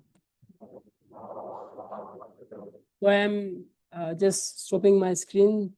So I believe we should move to QA session. So everyone, you can just type your question in the chat box and I will just try to answer all of your question. I will try my best. और आदिल साहब, हम इस तरह कर लेते हैं कि जो व्यूअर्स हैं उनको क्वेश्चन हम कॉल पे लेके इस तरह क्वेश्चन एड्रेस कर लेते हैं, क्योंकि काफ़ी दोस्त हैं उनने जो क्वेश्चन है वो चैट में टाइप किए हुए हैं, जिस तरह आप लोगों के लिए कन्वीनियंट हो। आई बिलीव कि हम उन्हें कॉल पे ले लेते हैं और उसके बाद जो भी उनके क्वेश्चन हो वो हम एड्रेस कर लेते हैं इस तरह। अब जो है वन बाय वन जो है हैंड रेस करके आप हैंड रेस कर रहे हैं, उसके बाद 10 by 10 जो भी आप लोगों के क्वेश्चन है फील फ्री टू आस्क, और if you are not comfortable you can type your question in the chat box. We have 15 minutes for QA session. जी, अगर किसी को कोई सवाल करना है तो आप पूछ सकते हैं। अगर आपको माइक ऑन करके आप कंफर्टेबल हैं तो उसमें भी आप पूछ सकते हैं। अगर आप कंफर्टेबल नहीं है तो फिर आप चैट करते हैं। तो सर मेरा ये सवाल था कि आपने कहा कि ये जो तरीका होता है कि ये बात दुरुस्त है, अगर वो जो विटनेस है उसको ही समझ ना आए, वो बोले कि मुझे समझ नहीं आ रही है सॉरी आपकी सर, बात। अगर आप एक क्वेश्चन आपने दोबारा रिपीट करें, क्योंकि माइक यूज कर रहा था, मैंने अभी माइक रिमूव किया है। आप अगर क्वेश्चन दोबारा रिपीट करें अपने नाम के साथ। सर मेरा नाम हमजा अहमद है। ठीक है। मेरा सवाल ये है कि आपने बताया ना कि विटनेस से सवाल किया जाता है कि ये बात दुरुस्त है और ये बात दुरुस्त नहीं है, इस तरह से सवाल किया जाता है। अगर वो विटनेस बोले कि मुझे समझ ही नहीं आ रही आपकी बात, तो उस वक्त क्या किया जाएगा? जी जी बिल्कुल हमजा, आपका काफी अच्छा सवाल है। देखिए, इस पे मैंने आपको बताया कि अगर विटनेस को आपको क्वेश्चन समझ नहीं आ रहा तो वहाँ पे पहले जब विटनेस जब भी स्टेटमेंट अपनी स्टेटमेंट रिकॉर्ड कराने आता है, मेरी आवाज आ रही है? जी जी सर, आ रही है। ठीक है, थैंक यू। जब विटनेस स्टेटमेंट अपनी रिकॉर्ड कराने आता है तो जज उसे एक्सप्लेन करता है कि आपने सिर्फ हाँ ना में जवाब देना है। अगर किसी भी क्वेश्चन का आपको सवाल समझ नहीं है, आप 2 बार 3 बार दोबारा पूछ सकते हैं, जज उनको एक्सप्लेन कर देता है, तो इसमें काफी हेल्प करते हैं। तो तरीका ये होता है कि अगर विटनेस को क्वेश्चन समझ नहीं आ रहा तो विटनेस दोबारा पूछ सकता है कि आप दोबारा क्वेश्चन रिपीट कर दें, वकील दोबारा पूछ लेता है। तो इस तरह करके उसको हम जो है एक्सप्लेन कराने की कोशिश करते हैं। ठीक है sir, thank you no issue sir, most welcome.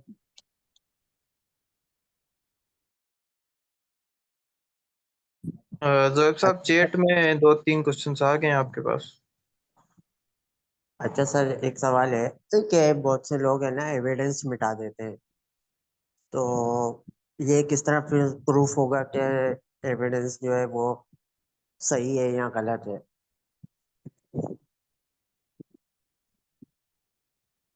Sir आपका नाम क्या है? जो भी क्वेश्चन करे अपना नाम बताता जाए तो मैं उनका नाम एड्रेस करके क्वेश्चन का आंसर करूं। सर मैं तो आप एडवोकेट मतीन और रहमान बात कर रहा हूँ। एडवोकेट मतीन रहमान सर, ठीक है। जी सही, बहुत से लोग होते हैं कि क्राइम सीन्स पे जो है ना एविडेंस मिटा नहीं, देते हैं, अब एक फिर वो चीज हम जो कैसे आप प्रूव लोगों को करेंगे समझनी कि चाहिए, हम जो है नेगेटिव को हम प्रूव नहीं कर सकते। इस पे रिसेंटली मैंने सुप्रीम कोर्ट की प्रोसीडिंग अटेंड कर रहा था, तो किसी इंसान ने अगर कोई चीज नहीं की तो उसको आप प्रोड्यूस नहीं कर सकते, उसको आप किसी भी एविडेंस से प्रोड्यूस नहीं कर सकते। प्रूव हमेशा नहीं सर, पॉजिटिव होता है। जैसे कि अगर अगर इंसान ने जुर्म किया है तो आप उसको prove मर्डर कर हुआ सकते है हैं। और मर्डर अगर वेपन उस ही इंसान ने उन्होंने जुर्म गायब कर एग्जिस्ट नहीं दिया। करके आप उसको प्रूव नहीं कर सकते। अब आपका सवाल था कि अगर कोई ऐसी चीज है, कोई ने किसी ने एविडेंस रिमूव कर दिया है, तो उसको आप किस तरह मतलब एविडेंस डिस्ट्रॉय कर दिया है, तो आप उसको आप किस तरह प्रूफ करेंगे? तो उसका आपके पास एविडेंस होगा कि ये एविडेंस पहले आपके पास यहाँ था, इस तरह इसने डिस्ट्रॉय किया, डिस्ट्रॉय करने के मेथड्स होंगे कि इस मेथड से एविडेंस जो है डिस्ट्रॉय किया गया। तो वो सारे तरीके जो है आप कोर्ट में ला के आप प्रोड्यूस कर सकते हैं, किस तरह से डिस्ट्रॉय किया गया। For example, just for the sake of example, you can just type in the chat box because I am using my mic. मैं आपको सुन नहीं सकूंगा, आप चैट में टाइप कर सकते हैं। फॉर एग्जाम्पल, हमारे पास अगर कोई विटनेस है जो मटेरियल केस है, हमारे पास एक एक्ट है, विटनेस प्रोटेक्शन एक्ट। उसमें ये है कि जो विटनेस है उनको प्रोटेक्शन दिया जाए। अब कोई शख्स जो है एक्यूज उसको पता है कि ये बंदा जो है आई विटनेस है, उसको वो मार देता है, उसको वो किल कर देता है, उसको या मरा देता है। तो आपने क्या साबित करना है कि इस विटनेस को जो है इस एक्यूज ने इसको रिमूव किया ताकि ये मेरे अगेंस्ट विटनेस ना देखे। तो आपने क्या बात सबूत करनी है? आपने उस एक्यूज का कहीं केस चला होगा, वो भी उस विटनेस को मारने का, अगर उस केस में जो है कन्विक्शन हुई है, उस एक्यूज को सजा हुई है, तो उस एविडेंस को आप यहाँ ला सकते हैं कि इस जजमेंट में से एक्यूज को सजा दी गई, ये प्रूव हो गया कि इस विटनेस को जो है इसी एक्यूज ने मारा है, इसलिए जो ये प्रूव हो गया कि इसने एविडेंस रिमूव किया है। सर एडवोकेट मतीन साहब, इज इट क्लियर? जी। Thank you. सो पहले जो है हम जो वॉइस पे जो माइक पे बता रहे हैं, पहले हम वो क्वेश्चन एड्रेस कर लेते हैं, उसके बाद जो है हम जो चैट में क्वेश्चन है वो ले लेंगे। किसी का माइक पे अगर आपने कोई भी क्वेश्चन पूछना है आप पूछ सकते हैं, फिर उसके बाद में जो है वन बाय वन जो चैट में क्वेश्चन टाइप है उसके बाद हम वो ले लेंगे ताकि इजी हो जाए।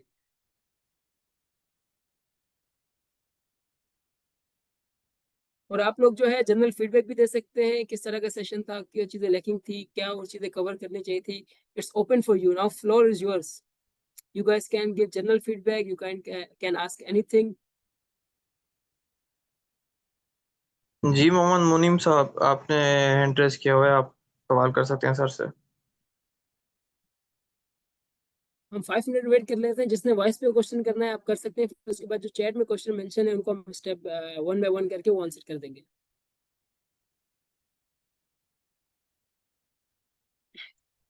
जैसा ये फैमिली केस में क्रॉस एग्जाम कैसे होगा? बिल्कुल मतीन साहब, ये जो क्रॉस एग्जामिनेशन है एविडेंस है, हर जगह एप्लीकेबल होता है। और फैमिली केस में क्रॉस एग्जामिनेशन इस तरह होता है, फॉर एग्जांपल वाइफ ने अगर ये क्लेम किया है कि मेंटेनेंस का केस दाखिल किया है कि मुझे खर्चा दिया जाए, मेरे और मेरे बच्चे को खर्चा दिया जाए, उसमें जो पार्टी होगी वो शोहर होगा डिफेंडेंट। वाइफ आएगी, वाइफ आके अपनी अपनी एविडेंस रिकॉर्ड कराएगी कि मैं इसके साथ इतने टाइम से रह रही हूँ, मेरा हक बनता है मेंटेनेंस का। उससे अपनी सारी स्टेटमेंट रिकॉर्ड करा दी। उसके बाद जो है डिफेंडेंट का वकील जो है, शोहर का वकील जो है इसको क्रॉस एग्जामिन करेगा कि ये साबित करने के लिए, या मैरिज डिनाई करेगा, इस तरह करेगा। फिर अब वो जो शोहर है वो आके अपना एविडेंस रिकॉर्ड कराएगा, ठीक है, वो अपना स्टेटमेंट रिकॉर्ड कराएगा, मैं इसका शोहर हूँ, इतनी इतनी मेरी सैलरी है। अब जो लड़की का वकील है, वाइफ का, प्लेंटिफ का, वो उस शोहर को क्रॉस एग्जामिन करेगा। अब यहाँ पे वो जो है सारी चीजें स्टेब्लिश कराएगा। किस तरह? वो ये पूछेगा कि ये बात दुरुस्त है, आप इतना कमाते हैं, उसकी इनकम जो है बढ़ाएगा, क्या ये बात दुरुस्त है कि आपने इतने टाइम से उसको खर्चा नहीं दिया। तो इससे सारी चीजें सामने लाएगा। तो जब जज, आपको मैंने बताया ना कि जज इशू फ्रेम करते हैं कि whether the wife is entitled to maintenance from last 3 years, whether wife is entitled to maintenance of amount so and so, इस तरह के क्वेश्चन होते हैं। फिर वकील जो है इस इश्यूज की लाइट में आंसर क्वेश्चन एविडेंस रिकॉर्ड कराते हैं, सवाल पूछते हैं। वाइफ जो है उसको शोहर का वकील क्रॉस एग्जामिन करता है, जो हस्बैंड है उसको वाइफ का वकील क्रॉस एग्जामिन करता है। तो ये एक पूरा प्रोसेस है, इस तरह सारी चीजें एस्टेब्लिश होती है। ठीक है, hope it is clear. Is it clear mister Matin? जी जी। सुहेब साहब, मेरा एक क्वेश्चन है। I guess बिल्कुल सर, आपकी आवाज जो है ब्रेक हो रही है, if you can speak louder. if you can hear me, please let me know. Yes क्योंकि sir, you are audible, you can proceed. अच्छा, I have already typed the questions. एक proceeding के अंदर I have to face this predicament कि wife ने witness जो था वो जो उसने अपने अपने एफिडेविट इन एविडेंस में गोल्ड की रिसिट्स दी थी, और जो डिफेंडेंट साइड पे हस्बैंड थे ही चैलेंज्ड इट बाय सेइंग कि ये दुकान एग्जिस्ट ही नहीं करती। As a matter of fact कि वो दुकान एग्जिस्ट करती थी, ज्वेलर की जो दुकान की मैं बात कर रहा हूँ, and that was duly registered with FPR, उसका एनटीएन था, बट वो अनफॉर्चुनेटली किसी और शहर में शिफ्ट हो गई।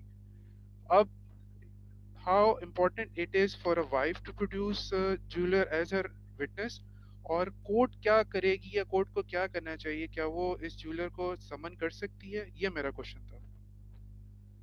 सर आपके क्वेश्चन के दो पार्ट्स हैं।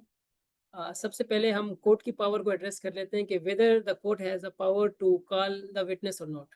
ठीक है, हम इस तरह इसको एड्रेस कर लेते हैं। हमारे पास सेक्शन 540 है, सीआरपीसी में है हमारे पास सिविल, क्योंकि ये सिविल लॉ है, सिविल कोर्ट में सीपीसी एप्लीकेबल होता है।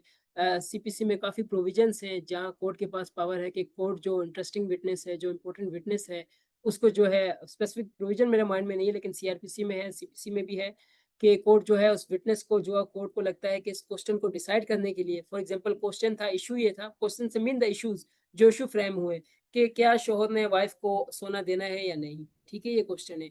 अब इस क्वेश्चन को एड्रेस करने के लिए आप एप्लीकेशन फाइल करते हैं कि that jeweller is the interesting witness, is the important witness. तो आप एप्लीकेशन फाइल करते हैं या कोर्ट ऑन इट्स ओन जो है उसको समन कर सकती है, कोर्ट हैज पावर। पहला तो ये पार्ट एड्रेस हो गया। अब दूसरी बात कि वाइफ के लिए उस विटनेस को प्रोड्यूस करना कितना इंपॉर्टेंट है, माय पर्सनल ओपिनियन और मेरी जो अंडरस्टैंडिंग है, it is of Paramount importance. क्योंकि वो विटनेस जो है, अब शॉप जो है, शॉप मूव हो गई, आप उसकी प्रीवियस स्लिप्स हो गई, आप आसपास के जो है एविडेंस जो हो गए, वो एविडेंस आप जो है प्रोड्यूस कर सकते हैं। उसके बाद सबसे अहम चीज़ जो है वो ज्वेलर को आपने प्रोड्यूस करना पड़ेगा, और ज्वेलर जो है आके स्टेटमेंट देगा कि भाई मैंने इन्हें सेल किया था। मेरी नज़र में उसकी जो स्टेटमेंट है वो बहुत इंपॉर्टेंट है, और पैरामाउंट इम्पोर्टेंस है उसको पेश करना। Sir, Hope just to ask one. hope that is answer to your question, Mr. To some extent, sir, you actually did, but मेरा क्वेश्चन ये है कि अब चूंकि ज्वेलर किसी और शहर में है, the plaintiff cannot contact with the jeweler. अब इस केस में इसमें it's a different situation. तो अब वो कोशिश आपकी वॉइस ब्रेक हो रही है sir, can you just repeat your question? कि ज्वेलर जो है किसी दूसरी सिटी में है। जी, वो किसी और शहर में चला गया है। He had a shop earlier in a different city. He moved to altogether different city where personally a wife cannot go and contact him. अब प्रॉब्लम ये है कि FPR के ऊपर तो उसकी डिटेल्स अवेलेबल हैं, तो उस डिटेल्स पे वो अवेलेबल नहीं है। अब क्या किया जाए? This is my question because this is an actual predicament that I am facing in my case. तो इस तरह के इश्यूज होते हैं। इसमें जो मेरा पर्सनल ओपिनियन है, क्योंकि देखिए no right and wrong answer, मेरा पर्सनल ओपिनियन ये है, अगर उस ज्वेलर से कांटेक्ट नहीं हो सकता, ये चीज स्टेब्लिश कर दी जाए, अगर आप इस हद तक ये चीज अप्रूव कर दें कि जो ज्वेलर है वो वाइफ के कांटेक्ट में नहीं है, तो क्योंकि हमारे पास एक प्रिजम्पशन है क्यूएसओ में, अगर कोई विटनेस जो है आपके केस में इंपॉर्टेंट है, आप उसको प्रोड्यूस नहीं करते, तो कोर्ट ये प्रिज्यूम करेगी, प्रिजम्पशन लेगी कि वो विटनेस आप आता तो आपके अगेंस्ट टेस्टिमोनी देता। ये एक प्रिजम्पशन है, आर्टिकल 29 है 129 क्यूएसओ का, उसमें देखिएगा। तो इसमें आपने, मेरी नज़र में आपने इस तरह करना चाहिए, आपने पहले ये चीज़ प्रोड्यूस करनी चाहिए कि जो ज्वेलर है वो आउट ऑफ सिटी मूव हो गया, वाइफ उसके साथ किसी तरह के कॉन्टैक्ट में नहीं है। आप वाइफ की जब स्टेटमेंट रिकॉर्ड कराएं या दोबारा करा चुके हैं, दोबारा कराने के लिए आप ये सारी चीज़ें सामने ला सकते हैं कि since the wife does not have any contact with the jeweller, आप ये चीज़ प्रूव कर दें। तो एक तो आपके अगेंस्ट प्रिजम्पशन नहीं होगी, एक बात तो ये हो गई। अब दूसरी चीज़ ये है कि अब वो आउट ऑफ कॉन्टैक्ट है, आपने ये चीज़ प्रोड्यूस कर दी, तो कोर्ट आपके खिलाफ कोई नेगेटिव इन्फ्लुएंस नहीं लेगा। अब सेकंड पॉइंट, आपने ये किस तरह स्टेब्लिश करनी है। अब देखें, इसके काफ़ी तरीके हैं जो मुझे अभी समझ आ रहा है। आपने जो उसके नेबर्स हैं ज्वेलर्स के साथ, या उसके कोई फैमिली रिलेटिव कॉन्टैक्ट में, उनको आप पेश कर सकते हैं। उसके बाद इसके बाद एक और ऐसा हो सकता है कि जो शॉप्स जहाँ पे मौजूद थी उसके आसपास कुछ और दूसरे भी शॉप वाले होंगे, उनको आप प्रोड्यूस कर सकते हैं, जो इस चीज़ की स्टेटमेंट दे सकते हैं कि ये शॉप यहाँ एग्जिस्ट करती है। अगर शॉप स्टेब्लिश हो गई तो आप इनडायरेक्टली ये भी स्टेब्लिश हो जाएगा कि आप वहाँ पे ये जो ज्वेलरी है आपने वहीं से बाय की है। जी सर, इस केस में मेरे पास जो है वो उसका एनटीएन जो एफपीआर पे आ रहा है वो है, वो उसके ऊपर वही एड्रेस आ रहा है। Yes sir, you can continue. Sir, can you hear me? Yes, I can hear you. Sir, the only piece of evidence that I have available with me is the FPR NTN, जो कि website पे भी available है। मैं जाके उसका contact मतलब CNIC डालता हूँ तो मुझे वो शॉप की पूरी डिटेल्स मिल जाती हैं। That is the only piece of evidence that I have available with me. देखिए, अब वो जो एविडेंस है उस पे डेफिनेटली शॉप का एड्रेस मेंशन होगा, उस प्रॉपर्टी के जहाँ पे वो शॉप लोकेटेड थी वो मेंशन होगा। जब वो चीज़ आप प्रोड्यूस कर देते हैं, वो अगर आपकी जेन्युइन साबित हो जाती है, तो अल्टीमेटली ये तो आपका इस एक्सटेंट तो प्रूव हो गया कि डेट शॉप एग्जिस्ट। अब इसकी जो प्रिजम्पशन है, अगर वो ये कहते हैं ये एविडेंस जो झूठा है, तो उन्हें प्रूव करना पड़ेगा कि ये चीज़ झूठी है। ये आपके पास स्ट्रॉन्ग एविडेंस है, इसको आप फर्दर कोरोबोरेट करने के लिए, मैंने आपको बताया कोरोबोरेशन एक चीज़ होती है, किसी भी चीज़ को आप जब कोरोबोरेट करते हैं, उसकी कोरोबोरेशन के लिए, उसको फर्दर स्ट्रॉन्ग करने के लिए आप किसी जो शॉप के नेबर्स हैं, जो आसपास हैं, क्योंकि काफ़ी टाइम से वहाँ होंगे, आप उनको प्रोड्यूस कर सकते हैं कि वो स्टेटमेंट दे सकते हैं कि ये शॉप जो है इस जगह एग्जिस्ट करती थी। सो इस एक्सटेंट तक आपकी एग्जिस्टेंस प्रूव हो जाएगी। जब एग्जिस्टेंस प्रूव हो गई है, तो अल्टीमेटली जो है आपकी रिसिप्ट भी प्रूव हो जाएंगी, अनलेस वो ये प्रूव कर दें इट इज फोर्ज और fake. Okay, thank you. No issue sir. Anyone else can accuse cross examine the complainant directly? Basically Bilal sahab, इसमें होता है ऐसा है कि हमारे पास क्रिमिनल केस में, सिविल केस में तो आपको फिर जो इन पर्सन होता है उनको कोर्ट यही रिकमेंड करती है आप अपना लॉयर करें, आप काउंसिल एंगेज करें। क्योंकि हमारे पास प्रैक्टिस ये है कि जो पर्सन होते हैं, लोग होते हैं, अगर वो लॉयर नहीं है, उन्हें आइडिया नहीं होता किस तरह, कोर्ट का टाइम काफ़ी वेस्ट होता है। इसीलिए अगर वो नॉर्मल पर्सन है जिसका केस है, तो वो उसको काउंसिल की रिकमेंडेशन। दूसरी बार इशू ये होता है कि अगर आप लॉयर भी हैं, तो जज आपको ये रिकमेंड करता है कि आप काउंसिल अपॉइंट कर लें, क्योंकि जो दूसरी तरफ से होते हैं वो कहते हैं कि वकील खुद अपने इशू में पेश हो रहा है, पर्सनल है, तो आप जज यही आपको रिकमेंड करते हैं कि आप काउंसिल लें। अब अगर हम क्रिमिनल साइड पे आ जाते हैं, क्रिमिनल साइड पे अगर आप खुद भी एक्यूज हैं, तो आप खुद नहीं कर सकते, आप थ्रू काउंसिल करेंगे, क्योंकि आप खुद मुजरिम हैं, आपको वहाँ मौजूद होना होता है, आप डायरेक्टली नहीं कर सकते। I am talking about criminal, क्योंकि आप कंप्लेनेंट का कह रहे हैं, तो कंप्लेनेंट डेफिनेटली मुद्दई होगा, और क्रिमिनल जुरिसडिक्शन में जो है आपको वकील रिक्वायर्ड होता है। अगर आपके पास नहीं है, तो आप सरकारी जो है प्रॉपर वकील होते हैं हमारे पास, प्रॉपर, जो कोर्ट आपको दे देती है इस मिसाल में। Hope that has answer to your question mister Bilal. Nasia, I will take your question. So, how the benefit of doubt goes to accused? That's an excellent question. देखिए, ये एक प्रिंसिपल है हमारे पास कि अगर प्रोसिक्यूशन का जो केस है उसमें स्लाइटेस्ट डाउट का क्या मतलब है? शक।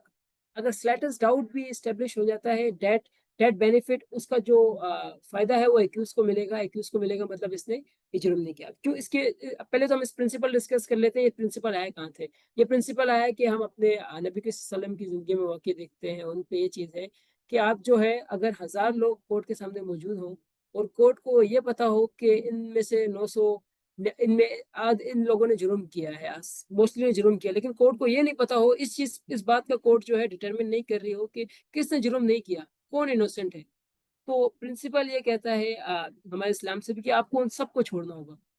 आपको ये पता है कि 999 ने किया, लेकिन आपको ये नहीं पता कि कौन इनमें से एक इनोसेंट है। अगर इस चीज को आप डिटरमिन नहीं कर सकते, तो आप पे ये है कि आप सबको जो है रिलीज कर दें।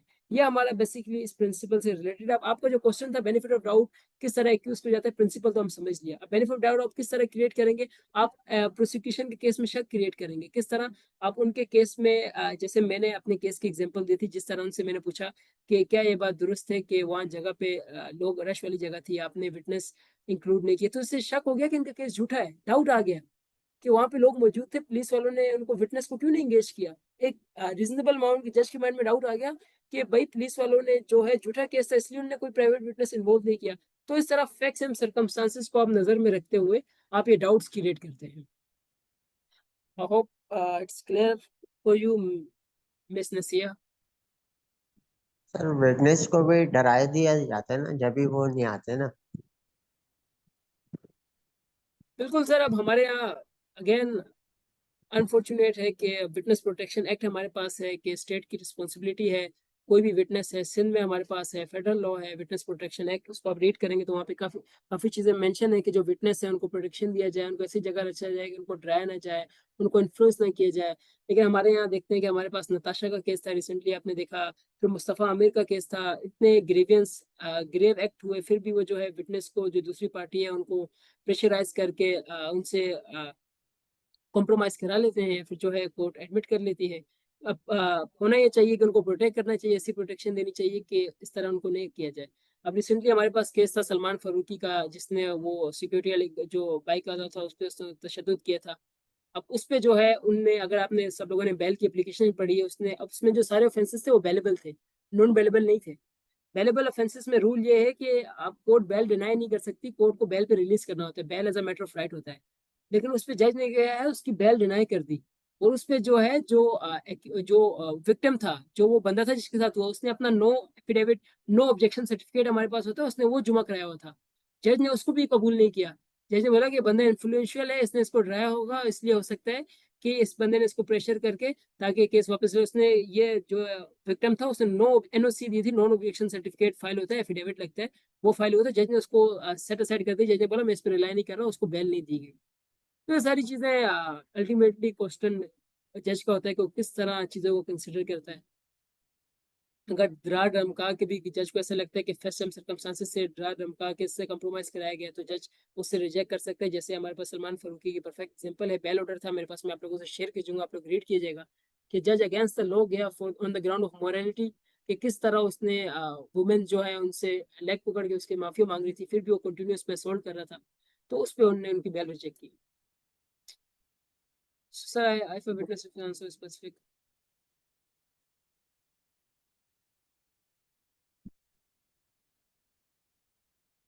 देखें ये जो चीज है, if a witness refuse to answer a specific और not mention fact question he can. आपका सवाल मुझे समझ नहीं आया कि आप ये पूछना चाह रहे हैं कि जो विटनेस है अगर वो किसी सवाल से जवाब देने से मना कर दे। अब इस बात का देखें, अब ये हमारे पास क्यूएसओ पे हर चीज मेंशन है, इतना हमारे पास कॉम्प्रिहेंसिव लॉ है, वहां पे एक चीज मेंशन है कि जज जो है इस बात का तयन कौन करेगा, जज करेगा कि इस सवाल का विटनेस ने जवाब देना है या नहीं देना। आप नहीं करेंगे, आप सिर्फ क्वेश्चन पूछेंगे। अगर जज समझेगा कि question is relevant, question is effective, और विटनेस जवाब देगा। अगर विटनेस खामोश रहता है, विटनेस जवाब नहीं देता, तो जज ये प्रिज्यूम करेगा, ये प्रिजम्पशन आएगी, ये प्रिजम्पशन भी समझना काफी अहम है। जज ये प्रिज्यूम करेगा कि अगर वो विटनेस जवाब देता तो वो अपने खिलाफ होता, वो उसके अगेंस्ट होता, तो ये फिर प्रिजम्पशन आ जाएगी। दोनों सिनेरियो मैंने आपके एड्रेस कर दिए। Hope that is answer to your question brother. I'm just scrolling through the chat. If I've missed one question, please, if you can do, you can just ask on mic. It will be very easier for me if you can. Sir if you please allow me, तो मैं एक last question करना चाहूँगा। Yes, sir, you can. अगर sir, अगर कोई party, चाहे वो प्लेंटिफ हो या डिफेंडेंट हो या प्रोसिक्यूशन हो या आप इस केस में एक्यूज हो, अगर वो गलत गवाही देती है या वो गलत डॉक्यूमेंट्स प्रोड्यूस करती है विद एफिडेविट इन एविडेंस, जो कि लेटर जाके ये एस्टेब्लिश हो जाता है कि ये गलत थे, तो कोर्ट पर्जरी या फॉर्जरी कैसे कर सकती है? और स्पेशली अगर फैमिली कोर्ट का केस है, तो इज इट पॉसिबल कि वो सेशन कोर्ट में वो ट्रांसफर करे फॉर अ न्यू ट्रायल? अब देखिए इसमें पर्जरी की जो हमारे पास प्रोविजंस हैं, हमारे पास पीपीसी में भी इसको पेनलाइज किया होगा। कोई फॉल्स एविडेंस देता है, कोई गलत एविडेंस देता है, बाद में एस्टेब्लिश हो जाता है, तो उसके खिलाफ आप एक्शन ले सकते हैं। इसकी स्पेसिफिक प्रोविजन है। मेरे ओपिनियन में आप मुझे वो स्पेसिफिक लॉ देखना पड़ेगा कि उसको किस तरह उन्होंने पीपीसी में एड्रेस किया हुआ है। इसको मेरे ख्याल में उसमें ये है कि जज जिस कोर्स में उसने पर्जरी की है, एक तो ये है उस विटनेस को वो झूठा डिक्लेयर कर देते हैं, उसको ये बार लगा देते हैं कि ये विटनेस अब किसी और केस में जो है गवाही नहीं देगा, इसकी गवाही काबिल कबूल नहीं होगी। ये आर्टिकल 4 में लिखा हुआ है आपके पास। ठीक है, एक तो चीज ये करते हैं जजेस नॉर्मली।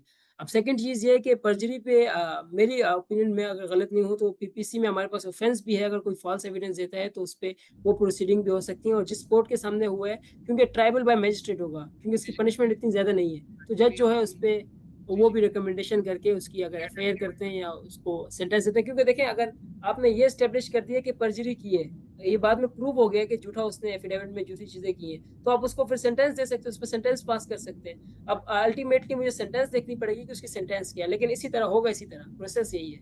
ये दो चीजें उस पर लगाई जा सकती हैं। अब वो जो ऑर्डर लिखेंगे जिसमें उस पर पनिशमेंट इम्पोज करेंगे, एक तो जो आर्टिकल 4 में मैं आपको बताया कि उसको झूठा डिक्लेयर कर देंगे कि वो दोबारा जो है किसी केस में उसकी एविडेंस जो है काबिल कबूल नहीं होगी। ये आर्टिकल 4 में मेंशन है, unless he repents.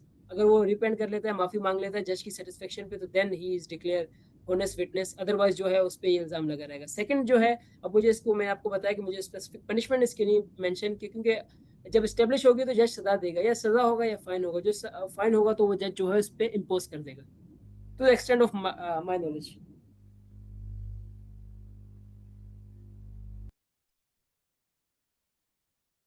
So when plaintiff counsel is asked,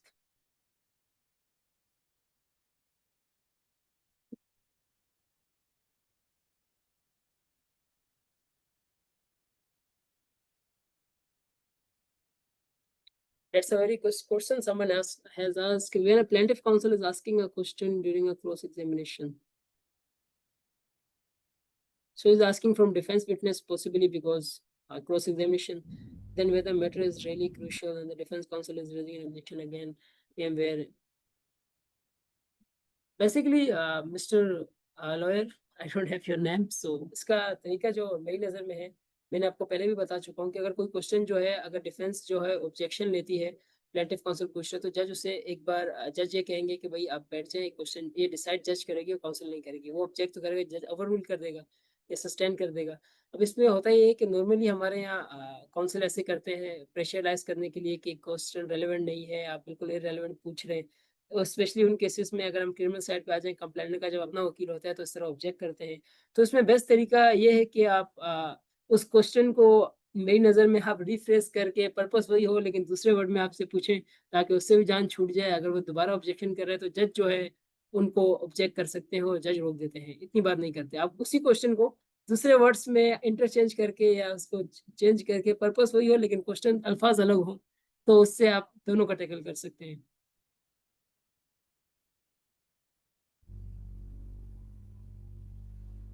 sir आप ही के एक क्वेश्चन से मेरे ज़हन में क्वेश्चन आया है।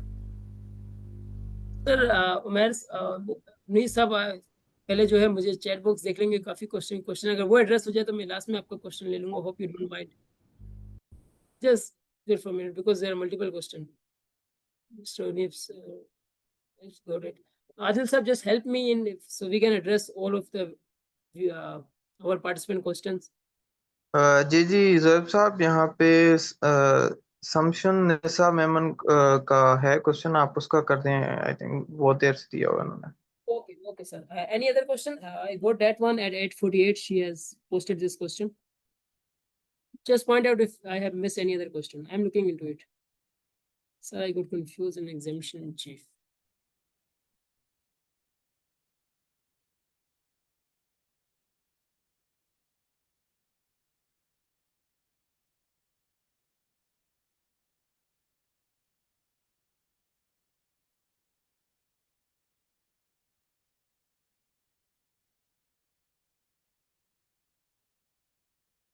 बिल्कुल शमसुन निसा, आप कंफ्यूज क्यों हो रही हैं कि आप देखें क्या आप वहाँ मौजूद थे? This is the leading question और मैंने बताया कि एग्जामिनेशन इन चीफ में आप किस तरह के क्वेश्चन करते हैं, आप यस एंड नो के क्वेश्चन नहीं करते। आप एग्जामिनेशन इन चीफ में जो क्वेश्चन की हमारी सीक्वेंस होती है, जो जैसे मैंने आपको बताया कि उस दिन आप कहाँ थे, आप बताएं ये वाकया किस तरह हुआ, how is it happen, when it is happen, where it is happened. क्या आपका वर्ड जब आप यूज करेंगे तो वो एक तरह का लीडिंग सजेस्ट देता है, क्या आप वो काम कर रहे थे, क्या आप वहाँ प्रेजेंट थे, तो इसका सीक्वेंस है। ठीक है, तो ये क्या आपने करने की जरूरत नहीं है, मैंने पहले भी एड्रेस किया। हमारे यहाँ अनफॉर्चुनेट है कि हम लोग जो चीज़ें हमें लिखी पढ़ी मिलती है हम उसी फॉलो करने लग जाते हैं। ये मेरी नज़र में, हमें विटनेस को भी टाइम दे देते हैं, वो कहता है कि क्या ये बात दुरुस्त है, उसको टाइम मिल जाता है एड्रेस करने का, वो कहता है नहीं दुरुस्त नहीं है, तो आपका पूरा क्वेश्चन डिस्ट्रॉय। तो आप डायरेक्टली कर सकते हैं कि क्या आप करने की जरूरत ही नहीं है, आप वहाँ मौजूद थे, आप वो कहेगा हाँ या ना, आप जो है उस दिन वहाँ बैठे हुए थे, आपने जो है इनको जाते हुए देखा। बिल्कुल इस तरह आप डायरेक्ट क्वेश्चन कर लें, क्या आप वहाँ मौजूद थे, क्या ये बात दुरुस्त है, तो ये करने की जरूरत नहीं है, कोई फॉर्मेलिटी है, आप विटनेस को टाइम दे देते हैं एडजस्ट करने के लिए। Hope that is clear to you.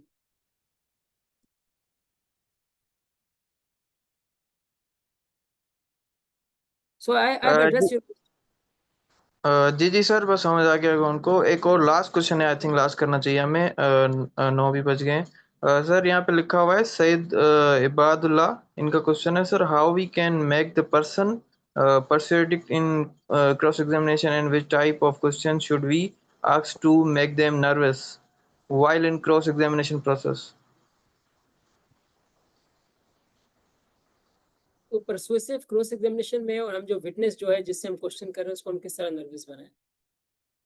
अब इसमें आपकी दो अ, चीजें हैं, आप किस तरह परसुएसिव क्वेश्चन पूछ सकते हैं। देखें, अगेन माय पॉइंट इज आपकी रिसर्च स्ट्रांग होनी चाहिए, आपको ये पता होना चाहिए कि आपके केस में कौन से वीक पॉइंट्स हैं जो आप अगर स्टेब्लिश कर दें, उनके मुंह से निकलवा दें तो आपका केस डिस्ट्रॉय हो जाएगा। वो अगर आपकी रिसर्च होगी, जैसे मैंने आपको सुप्रीम कोर्ट के केस लॉज बताए, आपको अगर वो पता ही नहीं होगा, रिकवरी के ये सारे प्रिंसिपल्स हैं, अगर आप फॉर एग्जांपल आईओ ने आपके एक्यूज पे इल्जाम लगाया कि इसकी अंडर द कस्टडी जो है, इससे मैंने इसकी पॉइंटेशन पे असला रिकवर कराया, तो अगर जब आपको प्रिंसिपल पता है, यू आर परसुएसिव, आप वहां आएंगे, आप आईयू से इस तरह से सवाल पूछेंगे अकॉर्डिंग टू द लॉ कि सुप्रीम कोर्ट ने लॉ सेटल किया, अगर आपने इन पे आंसर ले लिए तो अल्टीमेटली जो फाइनल आर्गुमेंट पे आप आपके जज को जजमेंट दे दें कि इसने जो है रिकवरी स्टेब्लिश नहीं की, तो उसकी केस की हैसियत ही नहीं है। आप वहाँ किस तरह क्वेश्चन करेंगे कि आपने जब स्टेटमेंट रिकॉर्ड की, कोई आपने एंट्री नहीं की, आपने कोई प्राइवेट विटनेस इन्वॉल्व नहीं किया, तो वो जजमेंट्स आपको इतना गाइड कर दिए। एक तो आपके ग्राउंड्स, जो क्वेश्चन आप किस ग्राउंड पे बेस कर रहे हैं, उस क्वेश्चन के पीछे आपकी रीजनिंग क्या है। मेरी नज़र में मेरा ओपिनियन ये है कि हमारी जो रीजनिंग होनी चाहिए क्वेश्चन पे, वो कोई केस लॉस हो, कोई हमारी वेल रिसर्च्ड हो, कि अगर ये क्वेश्चन हमारे फेवर में आ जाए, उनका केस डिस्ट्रॉय हो जाएगा। First that is first answer to your question. जो आपका सेकंड पार्ट है कि आप विटनेस को किस तरह नर्वस कर सकते हैं, देखिए आप ये साइकोलॉजिकल है। अब इसमें लॉ एक ऐसा सब्जेक्ट है कि जिसमें हर सब्जेक्ट आपको आना चाहिए, आपको साइकोलॉजी पता हो, ह्यूमन बिहेवियर की पता हो कि विटनेस को आप किस तरह नर्वस कर सकते हैं। मोस्टली जो मेरे एक्सपीरियंस से जो है, विटनेस जब भी आता है, अनलेस कि वो पुलिस वाले नहीं है, अगर एक प्राइवेट विटनेस है, वो जब भी स्टेटमेंट देना आता है, अगर वो कोई बहुत एक्स्ट्रा ऑर्डिनरी पर्सन है, जब हमारे यहाँ स्पेशली सिटी कोर्ट में आता है, तो वो ऑलरेडी नर्वस होता है। मोस्टली मोस्टली वो नर्वस होता है क्योंकि भूल भुलैया। अगर आप लोग सिटी कोर्ट गए यहाँ पे या मलिर कोर्ट गए, क्योंकि मैं यहाँ कराची में प्रैक्टिस करता हूँ, तो मुझे आइडिया, अगर कोई प्राइवेट विटनेस है, पुलिस वाले नहीं, क्योंकि उनका तो डेली का काम है आना, वो तो कलमा पढ़ के भी झूठ कह देते हैं।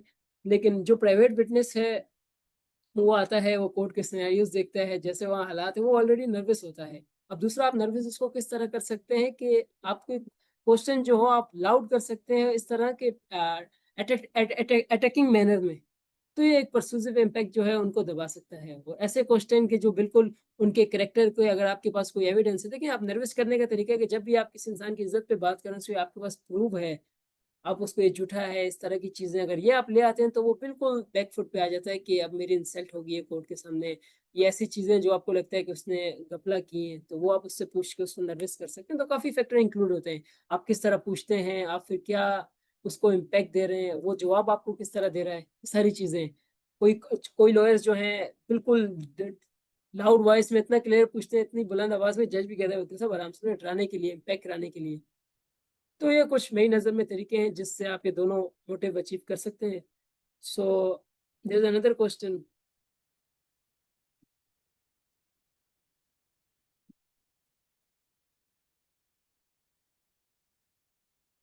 So this is the last question. We are taking it, sir. We are going out of time. So the last 5 minutes, we will try to have another session. So we will take all your questions.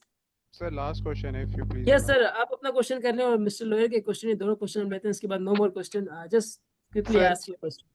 just one last question. Is there any limitation period for filing affidavit in evidence by the plaintiff? यानी अगर suit file हो गया है, suit में और सारी proceedings चल रही हैं, eventually there comes a stage for filing affidavit in evidence, और अभी तक नहीं फाइल हुआ, तो कोई हमारे पास इस पे लिमिटेशन पीरियड है? सर बेसिकली होता है ये कि जब आपका सूट फाइल हो गया है, डिफेंडेंट ने जो है डब्ल्यूएस फाइल कर दिए, डब्ल्यूएस के बाद इशू फ्रेम हो गए, इशू फ्रेम होने के बाद जब केस जो है आपका एविडेंस पे चला जाता है, when it is scheduled for evidence, for plaintiff evidence और फॉर डिफेंडेंट एविडेंस, तो वो कोर्ट जो है, कोर्ट फैमिली कोर्ट में, अगर आप फैमिली कोर्ट की तरफ करें तो depend from case to case. अगर आप फैमिली कोर्ट में है तो फैमिली कोर्ट में स्पेसिफिक प्रोविजन है कि कोर्ट जो है कहती है कि एफिडेविट एविडेंस आपने इतने टाइम में फाइल करना है। फैमिली कोर्ट एक्ट में सेक्शन 10 है, वो ही आपको स्पेसिफिक प्रोसीजर बताता है कि आपने एफिडेविट एविडेंस फाइल करना है जब केस एविडेंस पे चला जाए। जो आप केस डायरीज देखते हैं तो केस डायरीज में लिखा होता है, now case is for plaintiff evidence, it is for affidavit of plaintiff evidence. तो इस तरह स्केड्यूल कर लेते हैं और वहाँ पे टाइम भी मेंशन होता है। तो ये जो है आपको हमारा टाइमिंग जो असल शुरू होती है वो आफ्टर द एविडेंस स्टेज जब शुरू होता है, फ्रेमिंग ऑफ इश्यूज से लेके जब एविडेंस स्टेज आ जाती है, वहाँ से आपकी लिमिटेशन शुरू होती है। जब तक आप फाइल नहीं करेंगे तो फर्दर वो आपको डिबार कर देते हैं। फैमिली कोर्ट में जो मोस्टली है, आप एफिडेविट में फाइडर्स, एक बार आपको मौका मिलेगा, आपने फाइल नहीं किया, सेकंड बार मिलेगा, थर्ड बार मिलेगा, जज आपका एविडेंस क्लोज करके आप जज डिफेंडर्स के एफिडेविट एविडेंस पे चला जाएगा। ये इस तरह से प्रोसेस चलता है। इन माय पर्टिकुलर केस उसके अंदर ऐसा है कि प्रिलिमिनरी डिक्री हुई है और हस्बैंड जो है ही इज एन एब्सकॉन्डर, और वो एग्जीक्यूशन पार्टली एक उसमें एग्जीक्यूशन भी फाइल हुई है, तो उसमें वो आ ही नहीं रहा, तो और एग्जीक्यूशन में भी अपीयर नहीं हो रहा, और जो हमारी जो क्लाइंट है वो basically she is out of country. तो हमें तो कोर्ट ने अभी ऐसा कोई डायरेक्शन नहीं दी कि भाई बस हमें डेट्स मिलती जाती हैं। तो मैं ये पूछना चाह रहा था just to be on the safe side कि अगर कोई नॉन फाइलिंग की वजह से कोई हमें लिमिटेशन की वजह से डिबार ना किया गया कर दिया जाए। नहीं नहीं, देखिए आप अब केस डायरी साहब की देखनी पड़ेंगी। आपका केस इश्यूज फ्रेम हो गए प्रिलिमिनरी डिक्री, तो आपको स्टैंड पे हो गई है किसी एप्लीकेशन में इश्यूज इश्यूज आपके फ्रेम हो इश्यूज फ्रेम होने के बाद फिर किसी और एप्लीकेशन उन्होंने फाइल की होगी, उस पर आपका केस पेंडिंग होगा। अदरवाइज जी जो है कोर्स बिल्कुल यही केस है जी सर, जी एप्लीकेशन पेंडिंग है।